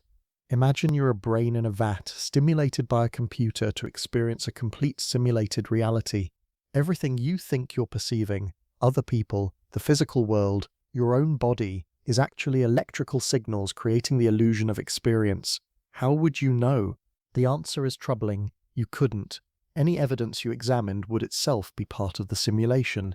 Any test you performed would be a simulated test, producing simulated results. You could never step outside the experience to verify whether it corresponds to external reality. This isn't just theoretical. It's the actual structure of consciousness. You're always inside subjective experience, examining other subjective experiences, unable to access anything outside consciousness to verify what consciousness is showing you. External reality might exist exactly as it appears, or radically differently, or not at all, and consciousness can't tell the difference with certainty. Dreams make this concrete. During a dream, you're absolutely convinced the experience is real. You're perceiving things, making decisions, having emotions, and it all feels authentic. Only waking reveals it was generated internally, that external validation was absent. But while in the dream, you have no way to detect this. The dream is self-validating. Now apply the same logic to waking consciousness. You're convinced it's real, that it tracks external reality accurately, but you're using consciousness to verify consciousness. Any evidence you examine appears within consciousness. You're in the same epistemic position during waking as you are during dreaming, unable to step outside the experience to verify its nature. This is why philosophers talk about the problem of the external world, not because they doubt reality exists, but because consciousness can't prove reality exists. The existence of an external world is a reasonable assumption, an inference to the best explanation, but not a certainty consciousness can verify from within itself. Simulation theory updates this ancient problem with modern technology. If consciousness can be implemented in computational systems, then your entire experience could be software running on someone else's hardware. You'd have no way to detect this. The simulation would be indistinguishable from actual reality, because actual reality is also just neural processing producing subjective experience. These scenarios sound far-fetched, but they reveal something important about the structure of consciousness. It's closed. It can only examine itself. It can't reach outside itself to verify what, if anything, is beyond experience. This creates a genuine stalemate for our question. You can't prove the waking state is more real than dreaming by appealing to waking consciousness. That's circular reasoning. You can't prove it by appealing to external reality because you only know external reality through waking consciousness. Still circular. You're always reasoning from within one state or the other, using that state's logic to evaluate itself. Dreams don't have to defend themselves because they're not making claims about external reality. They're just experiences happening. Waking consciousness is making stronger claims that it accurately represents something beyond itself, but it can't verify those claims without circling back to its own testimony. Some philosophers embrace this limitation. They argue we should accept that certainty is impossible, that we live within consciousness without ever escaping it, and that this is fine. We can still distinguish more useful from less useful beliefs, more coherent from less coherent frameworks, without needing absolute verification. Others argue this shows that consciousness is all there is, that the question of external reality is meaningless because reality just means what consciousness experiences. In this view, waking and dreaming are equally real as forms of conscious experience. Neither is more fundamental. Both are genuine states consciousness can be in. There's no resolving this through logic alone. Any argument you construct uses premises that come from consciousness, processed by consciousness, evaluated by consciousness. You never escape the circle. The practical response is to trust waking consciousness, because it's more stable, more coherent, more shareable with others, more conducive to survival. These are good pragmatic reasons, but they're not metaphysical proofs. They don't tell us whether waking consciousness is tracking genuine external reality or just generating a particularly stable and useful form of experience. The philosophical stalemate remains. Consciousness can't verify its own ground. The question of which state is more real might be unanswerable from inside either state. We're left with the experiences themselves, unable to determine with certainty what, if anything, they ultimately represent. Here's a strange possibility. Maybe the question doesn't matter. Maybe asking which consciousness is more real is like asking whether the ocean or the waves are more real, a category error that mistakes different aspects of the same phenomenon for competing alternatives. Consider how you actually live. You don't need to resolve the metaphysical status of waking versus dreaming to navigate either state. During waking, you make decisions, form relationships, pursue goals, all without certain knowledge that waking consciousness is ontologically privileged. During dreaming, you experience, feel, respond, without worrying whether the dream represents external reality. The pragmatist philosophers argued that meaning emerges from engagement, not from metaphysical status. A tool isn't meaningful because of what it's made of, but because of what it does. A relationship isn't valuable because of certain ontological facts about other minds, but because of the actual experience of connection and mutual influence. Apply this to consciousness. The waking state is meaningful because of what you can do in it. Navigate physical reality, build things, connect with others in shared space, create lasting changes in the world. The dreaming state is meaningful because of what happens there. Emotional processing, creative exploration, memory integration, psychological flexibility. Neither state requires metaphysical privilege to serve its function. Both are valuable for what they enable, regardless of which is more real in some ultimate sense. There's also the issue of verification. Even if one state is metaphysically more fundamental, if you can't verify which one from inside consciousness, does the distinction have practical import? You still have to engage with both states as you find them, using each for what it's good for, without certain knowledge of their ultimate nature. Some Buddhist philosophy approaches this directly, arguing that the question of what's ultimately real is a distraction from the immediate task of reducing suffering and increasing wisdom. Whether waking or dreaming is more fundamental, you still experience both. Focus on working skillfully with the experiences you have, rather than obsessing about their metaphysical ground. This doesn't mean the question is meaningless philosophically or scientifically. Understanding consciousness matters for neuroscience, for artificial intelligence, for philosophy of mind, but for lived experience, for how you actually navigate your days and nights, the answer might not change anything.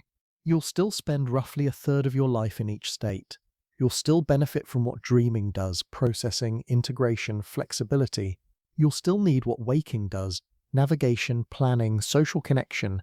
Discovering that one is metaphysically more fundamental doesn't alter the practical necessity of engaging with both. There's even an argument that the question's unanswerability is itself meaningful. The fact that consciousness can't verify its own ground from within itself might be revealing something important, that consciousness is fundamentally reflexive, self-referential, unable to find a fixed point outside itself to stand on. This is different from saying the question is meaningless. It's saying the inability to answer might be teaching us something about the nature of consciousness itself, that it's not the kind of thing that has an accessible ground, that self-reference is built into its structure, that asking consciousness to verify which state is more real is asking it to do something its nature prevents. The practical upshot is accepting both states as valid domains of experience, each with its own character, its own uses, its own insights to offer. Rather than trying to establish a hierarchy, engage with each on its own terms. Use waking consciousness for what it's good at. Use dreaming consciousness for what it's good at. Let their alternation create something neither could achieve alone, a rich, flexible, adaptive, conscious life.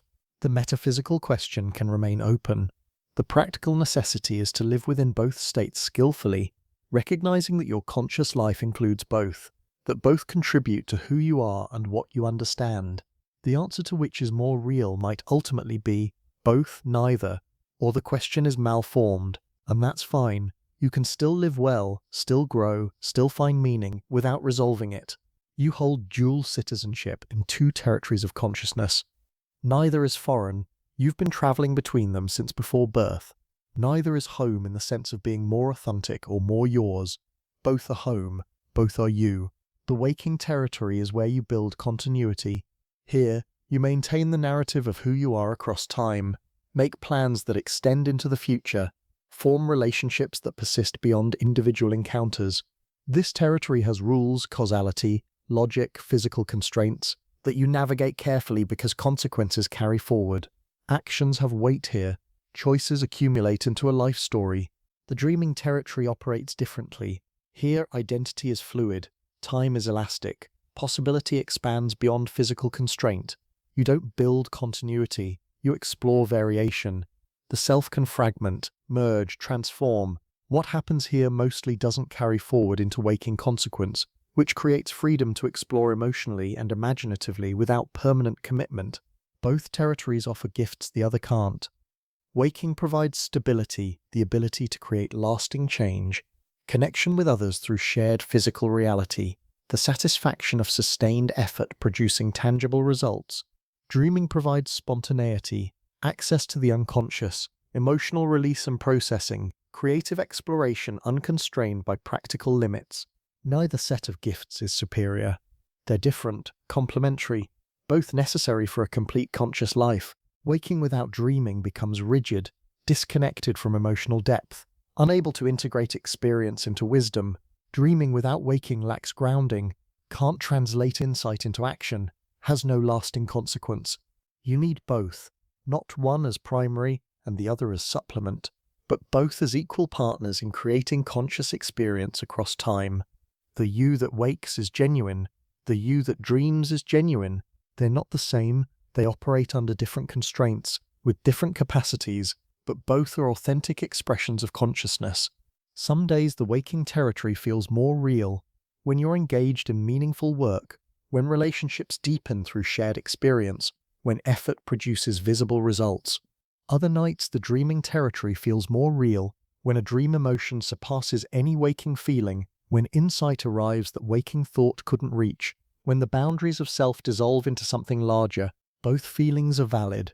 Both territories have their moments of intensity, their claims to authenticity. The mistake is choosing between them, declaring one more real and the other less. They're different regions of the same conscious landscape, equally part of the terrain you inhabit. This dual citizenship isn't a problem to solve, but a richness to embrace. You get to be stable and fluid, grounded and exploratory, continuous and spontaneous. You get to build lasting structures, and also let everything dissolve regularly. You get the benefits of both territories because you genuinely belong to both. The daily crossing between them is natural. You don't lose yourself moving from waking to dreaming. You shift into a different mode of selfhood, equally valid, equally yours. And returning to waking isn't waking to reality from illusion. It's shifting back to the mode where continuity matters, where consequences accumulate, where the waking gifts become accessible again. Neither territory is more home than the other. Both are where consciousness lives. The question isn't which is real, it's how their alternation creates a richer, more complete conscious existence than either could provide alone. Every night, you practice letting go. You surrender the waking self's control, its narrative coherence, its insistence on continuity. You allow consciousness to reorganize without your oversight, to become something other than the person you spent all day being. And every morning you practice reconstruction, gathering the pieces, reassembling a self, stepping back into the waking role. This daily oscillation is so familiar we barely notice it, but it's remarkable. You willingly release your grip on identity every single night, trusting that morning will bring it back, perhaps slightly different, but recognizably continuous with what came before. This prevents calcification. If the waking self never dissolved, never released its patterns, it would gradually become rigid, unable to adapt. Old beliefs would harden into unquestionable truths. Habitual patterns would become inescapable. The self would crystallize into something too stable to grow. The nightly dissolution breaks this rigidity. Sleep takes apart the day's accumulated self-structure, processes it, reorganizes it. Morning rebuilds a self that incorporates yesterday's experiences, but isn't imprisoned by them. The continuity is real, but loose enough to allow change. This is different from how we usually think about personal development. We imagine growth as accumulation, adding knowledge, building skills, developing character, and that happens, but it happens through a process that includes regular dissolution, not despite it. The self grows by repeatedly letting go, not by holding on tighter. There's something liberating about this once you notice it. You're not stuck being the person you were today. Tonight, that self will dissolve. Tomorrow, you'll reassemble something similar but not identical. The tight grip you're maintaining on identity, on consistency, on being a particular person, you release that every night anyway. The work you're doing to hold yourself together is temporary by design. This doesn't mean identity is meaningless or that continuity is illusion. The continuity is real. You carry forward memories, patterns, relationships, knowledge, but the continuity is flexible, maintained through daily reconstruction rather than rigid permanence. The oscillation also balances opposing needs. Consciousness needs stability to function in the world, to maintain relationships, to learn from experience, to build toward long-term goals. But it also needs flexibility to adapt, to integrate new information, to change when circumstances demand it. The daily cycle provides both, enough continuity for stability, enough dissolution for flexibility. Some spiritual traditions teach that death and rebirth happen daily through sleep. While metaphorical, this captures something true about the process. Each night, the waking self dies, its structures dissolve, its narrative pauses, its continuity breaks. Each morning, a self is born, similar to yesterday's self, but renewed, refreshed, slightly different. This makes change less daunting. You don't have to transform all at once. Don't have to maintain perfect consistency. You just have to allow the natural oscillation to work, trusting that the nightly dissolution will gradually shift patterns that feel impossible to change through will alone. The question shifts from which self is real to how does their alternation create wholeness. The waking self provides direction, intention, conscious choice. The dreaming self provides processing, integration, unconscious adjustment. Together, across the oscillation, they create a self that's both stable and flexible, both continuous and capable of change.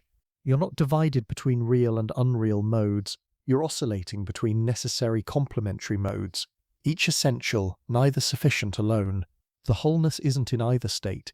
It's in their cycle, in the daily rhythm of building up and breaking down, holding together and letting go.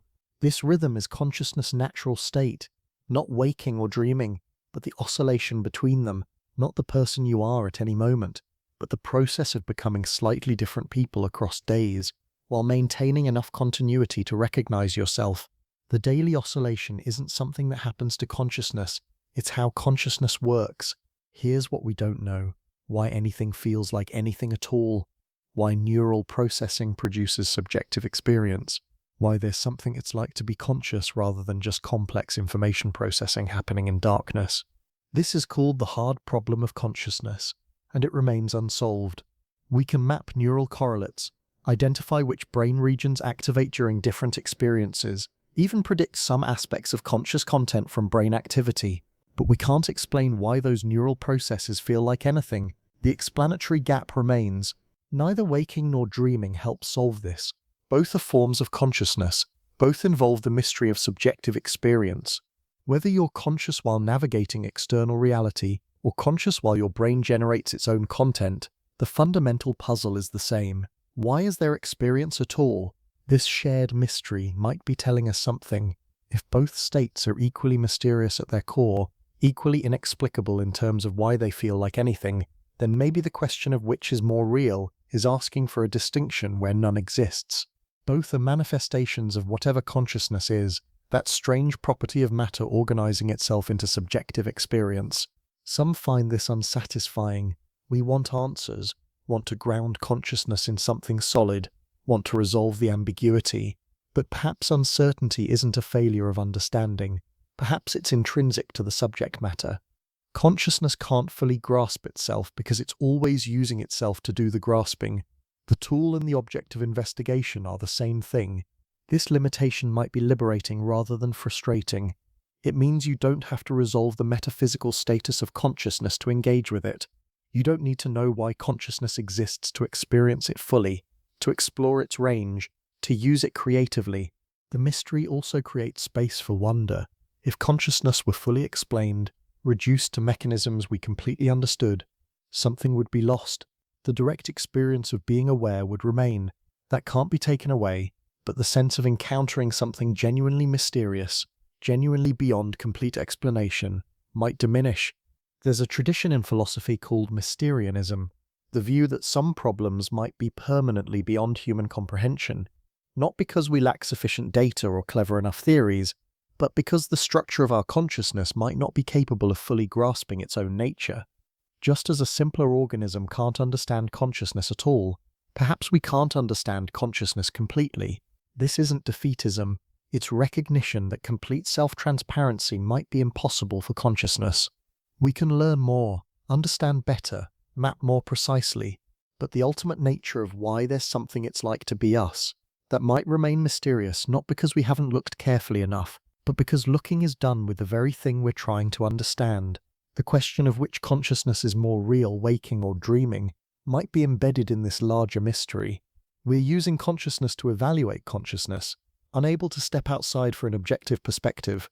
The question might be unanswerable, not because we lack information, but because consciousness can't occupy the position required to answer it. And that's fine. You can live fully, explore deeply, grow continuously, all while the fundamental nature of consciousness remains mysterious. The mystery doesn't prevent engagement. It might even enhance it, creating space for ongoing discovery, for remaining open to possibility, for accepting that you're participating in something larger and stranger than complete understanding can capture. The waking self and the dreaming self are both mysterious. Both are forms of something we can't fully explain. Both are genuine encounters with the strange fact of being aware.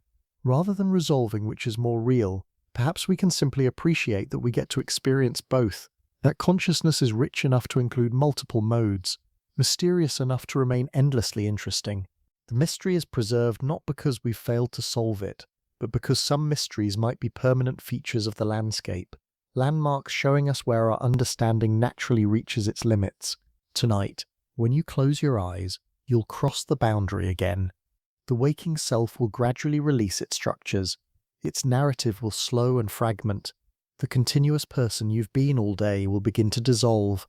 And in a few hours, you'll dream. You'll be conscious, aware, experiencing, feeling, but in that other mode where identity is fluid and physics is optional, where time stretches and contracts, where the impossible becomes ordinary. This isn't something to fear. It's not loss or forgetting or diminishment. It's transformation.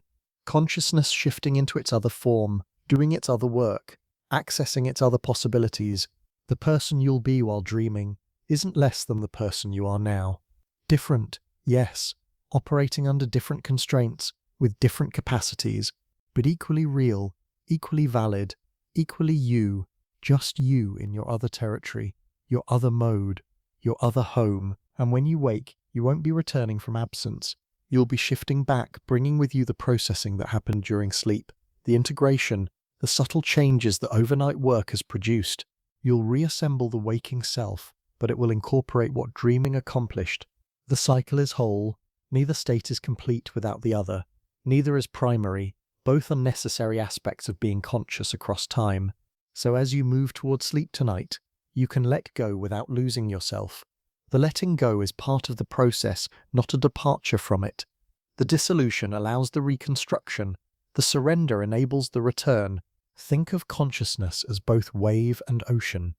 The waking self is like a wave, distinct, shaped, moving in a particular direction with apparent purpose. The dreaming self is like returning to the ocean, losing the wave's form but not the water's existence, dissolving boundaries while consciousness continues. The wave hasn't ceased when it returns to ocean. It's just transformed, become part of the larger body again, and another wave will form from that same water, similar to the previous wave but not identical, shaped by new conditions, carrying forward something of what came before while being genuinely new. This is what happens each night. The wave of waking selfhood returns to the ocean of consciousness. The ocean does its work, processing, integrating, reorganizing, and in the morning a new wave forms, continuous with yesterday's wave through shared substance, but fresh, renewed, slightly different. You can trust this process. It's been running since before you were born. It knows what it's doing. The nightly dissolution serves you. The morning reconstruction serves you. The oscillation between them creates something neither state alone could achieve. So sleep well. Let the waking self dissolve peacefully. Allow consciousness to shift into its dreaming mode without resistance. You're not losing yourself. You're allowing yourself to transform, to process, to reorganize, and trust that morning will come. The waking self will rebuild, memory will return, continuity will reassemble, but you'll carry forward the gifts of the night, the emotional processing, the creative insights, the integration, the renewal. Both states are yours. Both states are real. Both states are home. The oscillation between them is how consciousness lives, how it stays flexible while maintaining coherence, how it grows while preserving identity. Rest in that knowledge. Let it ease the transition into sleep. You're not leaving consciousness. You're allowing it to shift forms. You're not losing yourself. You're trusting the cycle that creates selfhood across time. The wave returns to the ocean. The ocean gives rise to new waves, and the cycle continues, as it always has, as it always will, creating the strange and beautiful phenomenon of being consciously alive,